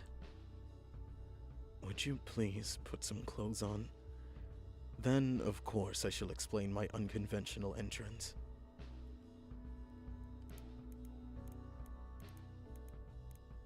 Well, there's an obvious answer here. Yeah. Also, what is he still doing here? Yeah, what is he still doing here? Why not remove your own clothes if it feels unfair? Do not be unreasonable. It is not a matter of what is fair or not, but of what is appropriate. Well, I won't be putting mine on. This is my home, and I'm comfortable like this. It wouldn't be courteous for me to be here while you are. He gestures awkwardly, refusing to look at her again. Unprepared for guests. Exactly why you should remove yours. Make it even. He must know that she's messing with him. She can tell from that angry furrow he's feeling to hide between his brows, but he slips off his jacket anyway, hanging it over the side of the sofa. Excuse me? Oh my goodness! Oh my god. Oh my god. His breasts. Sir, your bazongas. Sir, your boobs. They looked at me first. I'm sorry. Sorry, sir. I'm so sorry, sir. They looked at me first. Satisfied. Her eyes linger appreciatively on the way his shirt stretches across his chest. Is it intentional that your shirts are always a size too small for you? If you intend to objectify me, I will be putting my jacket back on. She sighs dramatically. Never any fun, are you? As a vamp, shouldn't you know better than to enter a stranger's home without invitation? We are not strangers. We're not friends either. You also didn't have my permission to come inside my house. Acquaintances. Are you seriously doing trying to here? negotiate our level of familiarity? He eyes the balcony he just sneaked in through. I didn't mean to cause you any distress, but I had to make sure no one would know I was here. And you felt that creeping in through the balcony was the most discreet way to accomplish that. I was not creeping. Really? His eyes sweep down her body again. He clears his throat and pretends to be distracted by the posters lining her wall. I believe this is my first time seeing your flat. Do you watch a lot of films? Dog, what are you here for? Stop stalling! Explain why you broke into my damn flat. Sneaked in. Don't be childish. It's not cute. It's not cute when you're like 200 years old. It's about the case that Seth was witness to. Did you release him already? Of course. We had no reason to hold him after questioning. No reason? I gave you a reason. Yes, I put in a word with the SCD to look into him sooner than later. They mentioned they hadn't received any reports from you, however. Oops. I did not come here to talk about Seth. I need a favor. Will you do it? The request surprises her. She studies his face, waiting for the punchline. Well, will you? I can't believe my ears. The great Abraxas is asking for my help? Really? Do not make me repeat myself. It was difficult enough the first time. Even if she finds it hard to believe, Abraxas is definitely telling the truth. He barely even relies on his own agents, so for him to come to her of all people for help, it means he needs something badly enough to swallow his pride. I never expected to see the night. She's already set on not doing it, because why would she in her right mind ever help Abraxas? But that doesn't mean she's not curious. You're gonna have to share more details before I decide. Have you heard of the incident at the Beaumont Museum? In passing. This must never become public knowledge, but the gas leak was a cover-up coordinated by us at the SSF. Wow! Who could have ever imagined? Magic triggered the explosion. The burst of energy was so powerful that, should our culprit have wished to, they could have destroyed far more than a single wing. At worst, I fear they might even be able to burn down half of North Haven. My agents and I have determined it cannot be a mere accident. This was an intentional attack. I see. Unfortunately, it gets worse. The wing that was destroyed harbored several magical artifacts, one of which is now missing. You should be grateful then. They could have stolen all of them. I sent my team to clean up the scene and deal with any witnesses. That's when they found the initials JM spray painted on a wall. Whoever, or whatever, this JM is, it is our only lead. Couldn't you trace the magic from the explosion? Circe knows for a fact that the SSF North Haven branch has a very talented witch in their ranks. She even happens to be Abraxas' second-in-command.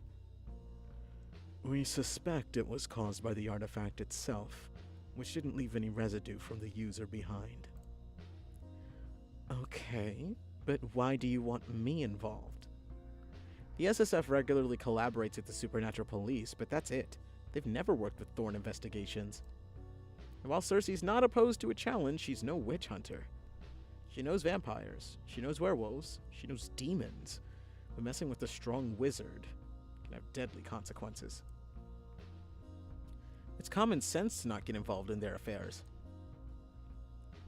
We were going to launch a full investigation into JM when we were explicitly told by people higher up the ladder to drop the case. Apparently, an outsider is being sent from elsewhere to continue the investigation. I take it that's unusual? Not necessarily. There have been cases where we've collaborated with external parties, but the key word there is collaboration. Never in all the time I've worked in the SSF have I been locked out of a case in this manner. Oh, come on. You've lived long enough to know there's a first for everything. I know. Still, I am suspicious of their intentions. I have no real reason to be. No actual evidence. Nothing to work with but a presentiment. Presentiment. That's what that word is. Presentiment. But I cannot shake the feeling that something is wrong. Since when do you care? That's a good question. It's like, hey dog, one, what does that have to do with me? Two, since when have you cared this hard?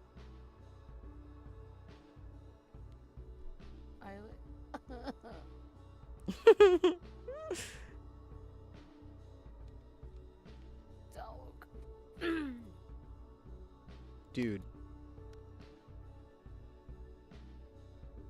It's okay, just take your sweet time. Any day now. Any day now.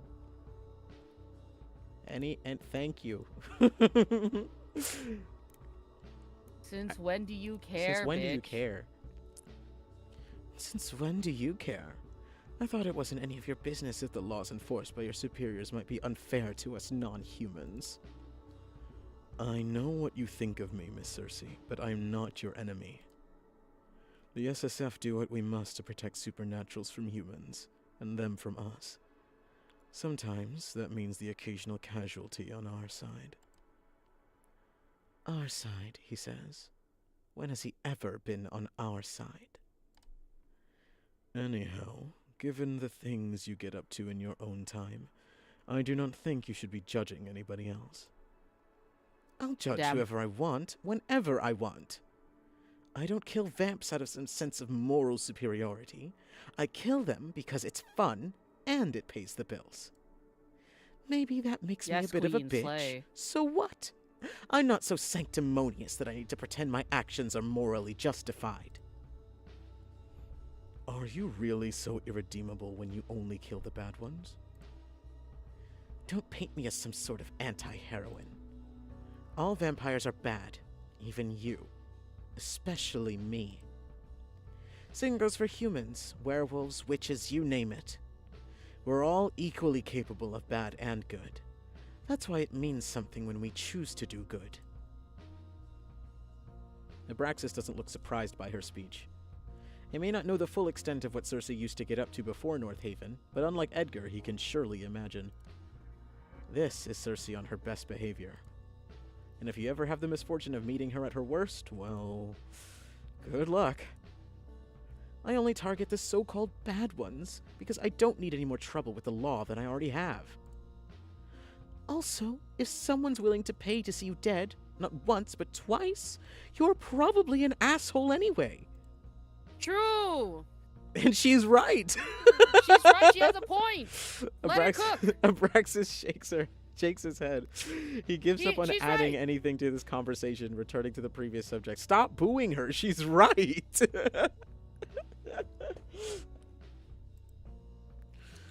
Technically, I'm not betraying orders. It's not me who's investigating this after all. It is you. And if you happen to feed some information back to me, then that is simply how it goes. Loophole of the century. What was the artifact? You said an artifact was stolen. What exactly was it? If I knew, I would have told you. I doubt that. I mean it. I know no more beyond the little I've already shared with you. Which is like nothing. It was hidden in plain sight inside Reno bin. Yep, there we go. Same. Yep. I Man, it's know. been 3 hours. It's been 3 hours. It was hidden in plain It sight doesn't feel like it. inside Renaud Beaumont's private collection. We had planned to contact him about it before we were ordered to drop the case. So, all we know is that it can make stuff go boom? Not the exact words I would use, but essentially, yes. Who's to say that power didn't come from the person wielding the artifact? Abraxas firmly shakes his head, like he's already ruled that option out. There are wizards and witches capable of things our minds cannot imagine, but it would be suicide to release a burst of energy that large without assistance. When magic's involved, nothing's impossible. I suppose. Still, I would say it's too unlikely to be worth consideration. And Seth was the only witness? The only witness who might have seen anything of note, at least. We've interviewed all the others, and we learned nothing. Who might have? I thought you brought him in for questioning. We did. However, we were told to drop the case before we could ask him anything worthwhile. Oh my god. Once again, the SSF proves to be Dog. embarrassingly incapable. Not our finest work, I know. Circe folds her arms over her chest. Oh, so you mean we could have just killed him, is what you're saying? We could have just You killed mean him. that was a whole waste of our fucking time? I'll help you under one condition. You let me kill him. Hmm? Why are you making that face? You haven't even heard what I have to say yet. Fine, state your terms. You It's let me quite kill him. simple. If you're so desperate for my help, beg for it. Oh. No. He moves to leave, but she blocks his path. Always so uptight. Let me rethink this. Abraxas just stares, waiting. She takes her time, hemming and hawing, simply for the amusement of keeping him in suspense. Oh, all right, I'll do it. His glare softens. Only barely, but enough for her to notice. Thank you. Don't thank me. I'm not doing it for you. It just sounds like a compelling case. Far more interesting than anything I've worked on lately. Maybe this is what will fish her out of her slump. Keep her running Thorn investigations for another 20 years. You'd better pay us, though. And provide a generous tip. Everyone knows Abraxas sits on a monstrous amount of generational wealth from his previous life. Something she might as well use to her advantage here. That can be arranged. Perfect. Now give me a moment to get dressed and I'll get you out of here. Oh, there's no need. I have my own way. The balcony again? Absolutely not, Romeo. His eyes shift to the floor, brows drawing together. He's that conflicted about this. Push him! What? Push him! Push him? Perhaps it's because he's never broken the rules in the past. He fears the consequences should anyone learn that he's disobeying orders. Poor thing. I'll reassure him. The SSF have no reason to monitor your every move. Even if someone does find out that you came here, surely you're quick-witted enough to think of an excuse on the spot. Yes. Yes, you're right. There are plenty of reasons why I might come to see you. Plenty, you say? Such as? He rolls his eyes, and any previous hints of vulnerability vanish. Never mind that. Get dressed. I do not have all night, and neither do you. Just for the attitude, I'll make sure to take my sweet time. God, I love women. God, I love women so much. Oh my god. So she leads Abraxas downstairs. Yeah? Sorry to say, I'm gonna EB. No, that's real. Getting a little late. That's real. I may go for Yeah. just a little bit longer, depending on if Circe's part ends anytime soon. Yeah, I want to stick around. It's just EB, that's fine. Yeah. Thank you for having me. Yeah, I love Yay. Maku. I love Kumo so much. Did you know? Did you know? So much. Did you know? Did you know? You know I like you so much. Good night. Good night. And there he goes.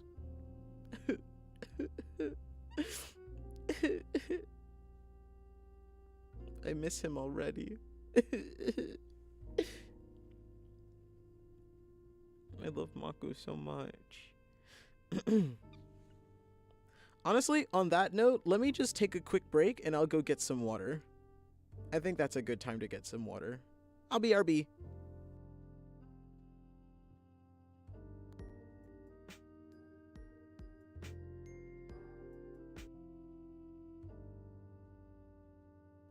You guys get to listen to the nice BGM while I go.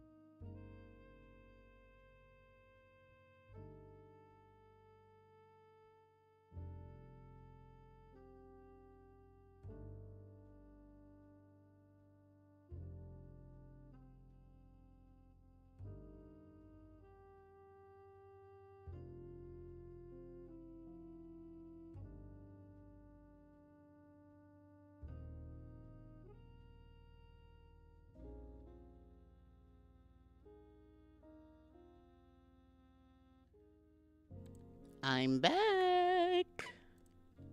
Hee hee hee hee. Okay. Where were we?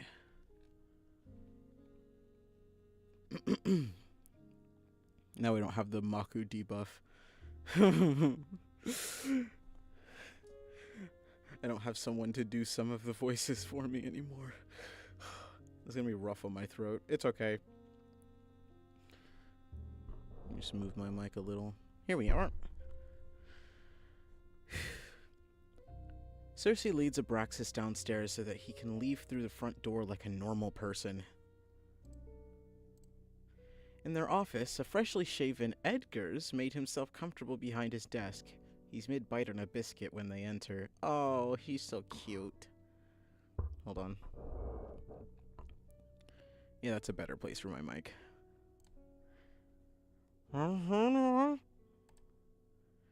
Take that out of your mouth so we can understand. He swallows. Why is he here? Good to see you too, Thorn. Pleasure's all yours, prick. Edgar's nasty glare softens, only slightly when his eyes shift to Circe. I repeat, why is he here? And why was he upstairs? And how did he even get in? I've been here for over an hour. The door's been shut the entire time. Did he show up during the day? Did you spend all... Before you let your imagination run to places I don't even want to imagine, how about you shut up and let me talk? Go on. Lie because it's funny. You know... Okay, hold on.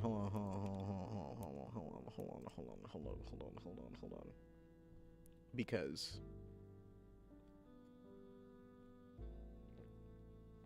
there's an obvious answer here. There's a clear and obvious answer. If it would save, you know, any day now. Any day now. Here we are. Lie, because it's funny. You're right. He did spend the day. He did what? I didn't. Abraxas looks to Edgar. I didn't. Denying it twice makes you sound totally guilty. But you know it isn't true. Why must you always make up nonsense? As if I believe that anyway. Neither of you could stand each other for that long. Now tell me the truth. What's he doing here? I'm standing right here, Thorn. You could simply ask me. Or I could not. Abraxas sneers. In that case, I shall leave the explaining to your boss. Edgar lifts his plate. You're gonna piss off now, right? Have a biscuit before you go. Fresh from our neighbor. I can't... Oh, that's right. You can't eat. I can, but the taste is repulsive and I cannot properly digest it, meaning I would have to. Abraxas pauses. You're mocking me. Oh! Wait, he's so cute. What the hell? He's so cute. Edgar stuffs a cookie in his mouth. Took you long enough. Abraxas focuses on Circe again. Report to me as soon as you find something. You know where to find me. Yes, sir. Edgar lights a cig after Abraxas leaves. She waits for his patience to wear thin. It doesn't take long. So? He wants us to look into something. She explains everything to Edgar. Same as her, he's baffled that Abraxas would ignore a direct order from his superiors. It doesn't make sense. I know, that's why it's interesting. Some measly initials aren't much of a lead, though. JM could be a person, an organization, or a movement. How would we know? Only one way to find out. Let's split up and check in with our contacts around the city to see if they've heard anything. You know which side is yours. Right. Enjoy your biscuits. I'll head out first. She walks up to the window. She's moments away from transforming when Edgar calls out. Circe, be careful, please. Worry about yourself, old man.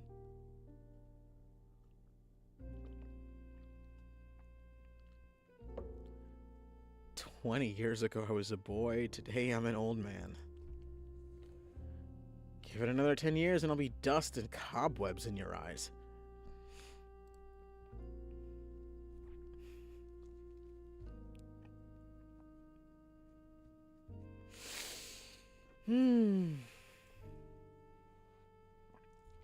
It's a compliment. I like older men. And so do I. In case anyone wasn't aware. Old man supremacy. The age of 40 is in demand, and I wholeheartedly agree. It's not a compliment. You have extremely questionable taste. Don't downplay your sex appeal. Your creaky knees and back issues especially are oh so attractive. Enough! Don't you have somewhere to be? Try not to miss me too much. Circe transforms, circling Edgar once before she flies out the window and into the night. Her bat form is so cute. So little. So squishy.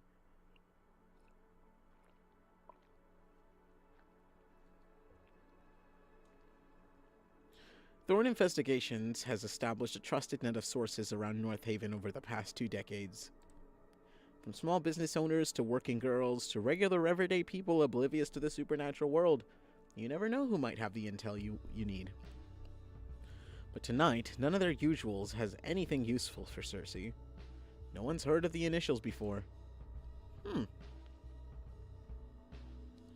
For her last stop, Circe catches Nisha away from Elysium on her smoke break. Long time no see, Circe. Nisha, Laz's right hand, has secretly worked as an informant for Thorn Investigations for years now. She's a street-smart human who enjoys making a little extra on the side. Although, I'm not sure what she needs it for. From what I've heard, Lazarus pays her plenty and more. Then again, given that she's basically running his business for him, there's probably nothing he could pay Nisha that would be enough for the work she does. Anyway, I appreciate that Nisha's a businesswoman. Greed is easy to work with. Heard you stopped by Elysium last night. Paid Laz a quick visit. And you didn't think to come say hi to me? You'd have liked that? I'm not gonna lie, it hurt a bit. Thought we were friends. Sure, if you say so. But I didn't come here to catch up. Oh, you didn't? Well, what are you here for then? Have you seen the initials JM around lately? Nisha shrugs. No, is that somewhat important? Another dead end. Don't even know if it's a who or a what yet, but if you hear anything... Nisha tips her imaginary hat to Circe. You'll be the first to know, of course. Thanks. Nisha butts out her cig on the nearest wall. That's all. I should get back inside. Elysium doesn't run itself. Lazarus still leaving all the work to you? He pulls his weight. Sometimes.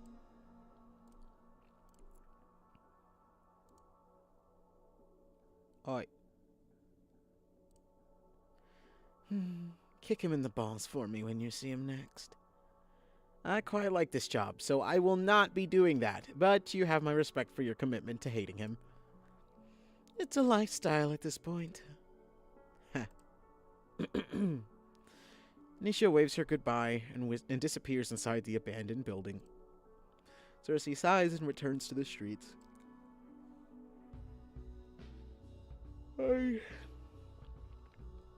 Let's see if Edgar had better luck.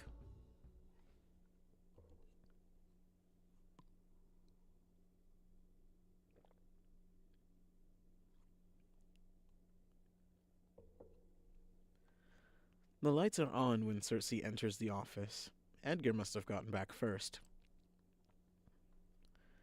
If you're here already, I guess you didn't find anything worthwhile either. She stops at the doorstep. Oh, you can't be serious.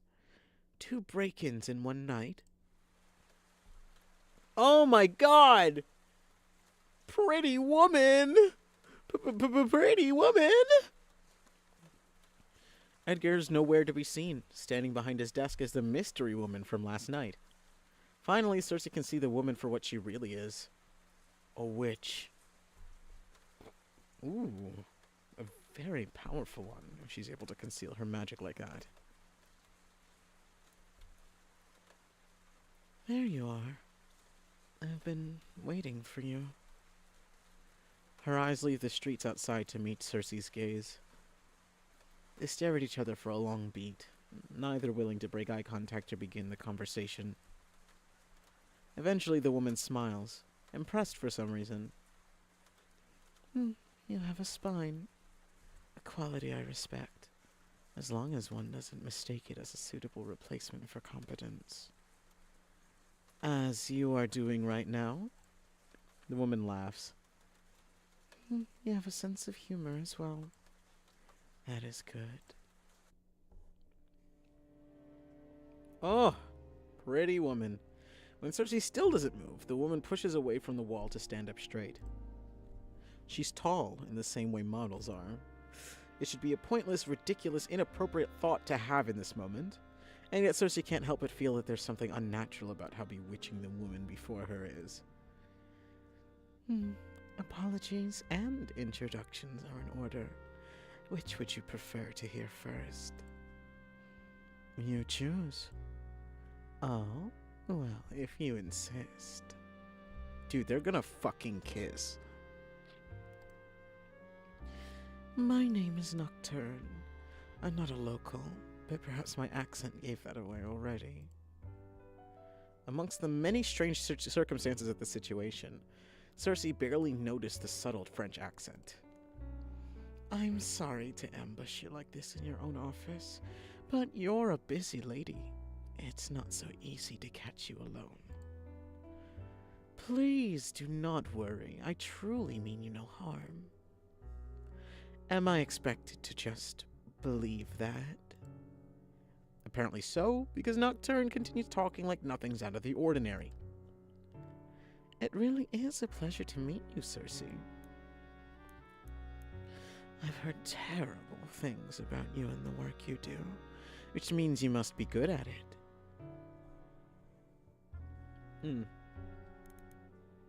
Whatever you've been told, I'm worse. Whatever you've been told about me, I'm probably worse. Perfect. That's exactly the kind of woman I'm looking to hire. Circe narrows her eyes at the witch. You want to hire me? For what exactly?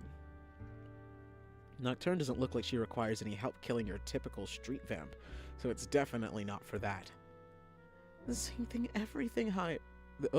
the same thing everyone hires you for. I'm looking for someone. I want you to find them. Right. Unfortunately for you, I'm quite busy at the moment, so I won't be able to take your case. Goodbye. Nocturne's voice is firm, even as a perfect smile stays painted on. You're already looking for them. Who? Ah. So, JM is a person. I presume so. The person they're pretending to be. The real JM was a brilliant young witch. But who knows when it comes to this imposter? It could be anyone, for all we know. How do you know it's an imposter? Why couldn't it be the real JM? Because she's dead. Nocturne's tone is so detached, Circe can hardly believe this isn't all one big joke. She's dead. Quite dead, yes. I would know. I killed her. She's dead. And you killed her. Murdered, slew, killed, whichever word you prefer. Assuming that's even true, why would you admit that to a complete stranger? I told you. I've done my research. I know everything I need to know to determine that you are capable of this job. If I didn't believe you were capable, I wouldn't be here. I'm not a witch who wastes her time on whims. Throughout this conversation, Nocturne's smile has never fallen. Till now. You must understand, it is most important to me that this person is found. I want the best detective possible on the job, and I believe that to be you. So you will take my case. You will find the imposter and the artifact they got their thieving little hands on. You will bring them both to me, and you will not disappoint. She smiles again. Money is of no consequence to me, so you will of course be well compensated for your efforts. Huh. For once, Circe is genuinely at a loss for words, but Nocturne doesn't seem to mind. I'll take your silence to mean you accept, yes?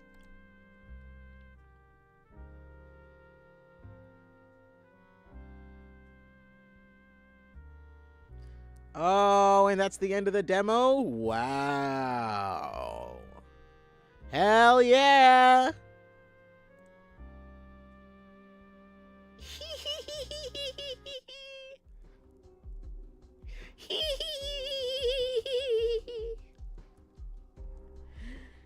Holy moly. I am in love. I am in love, in love, in love, in love, in love, in love.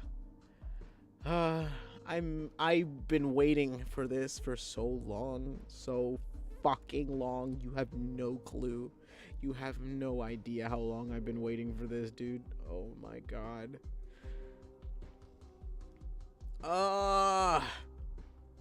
That took 4 hours. That means that Dante's side is definitely also going to be like 4 hours. So that's not happening tonight. If I didn't have work tomorrow, I would totally go for a fucking marathon, but I shan't. I simply must go lay down. But that was glorious. That was wonderful. That was beautiful. Oh my god. Oh.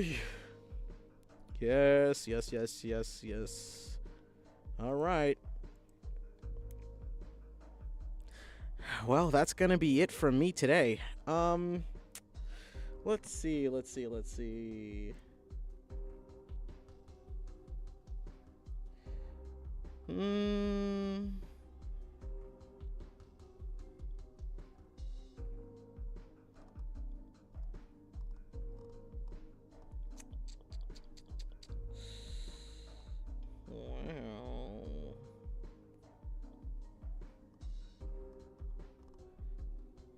Alright. Well, yeah. I think that's about it for today. I think that's where we can call it.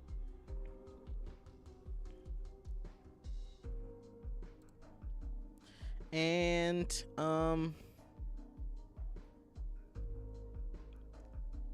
yeah, everything's running smoothly. Okay. That's chill. Yep. End of the stream for today. It's late. And I'm probably gonna play Dante's side before the end of the week, but don't quote me on that. Don't quote me on that because I could be a filthy liar. I may need like a few days because I'm tired. But I will be playing Dante's side next. I will not stream again before I play Dante's side because I'm a fiend and I need this. I need this. But yeah, that's it for me. And I'll see you guys next time. Oh, what the hell just happened? What in the world? Anyways, yeah, I'll see you guys next time. And all right, bye-bye. Bye-bye. Bye. Bye.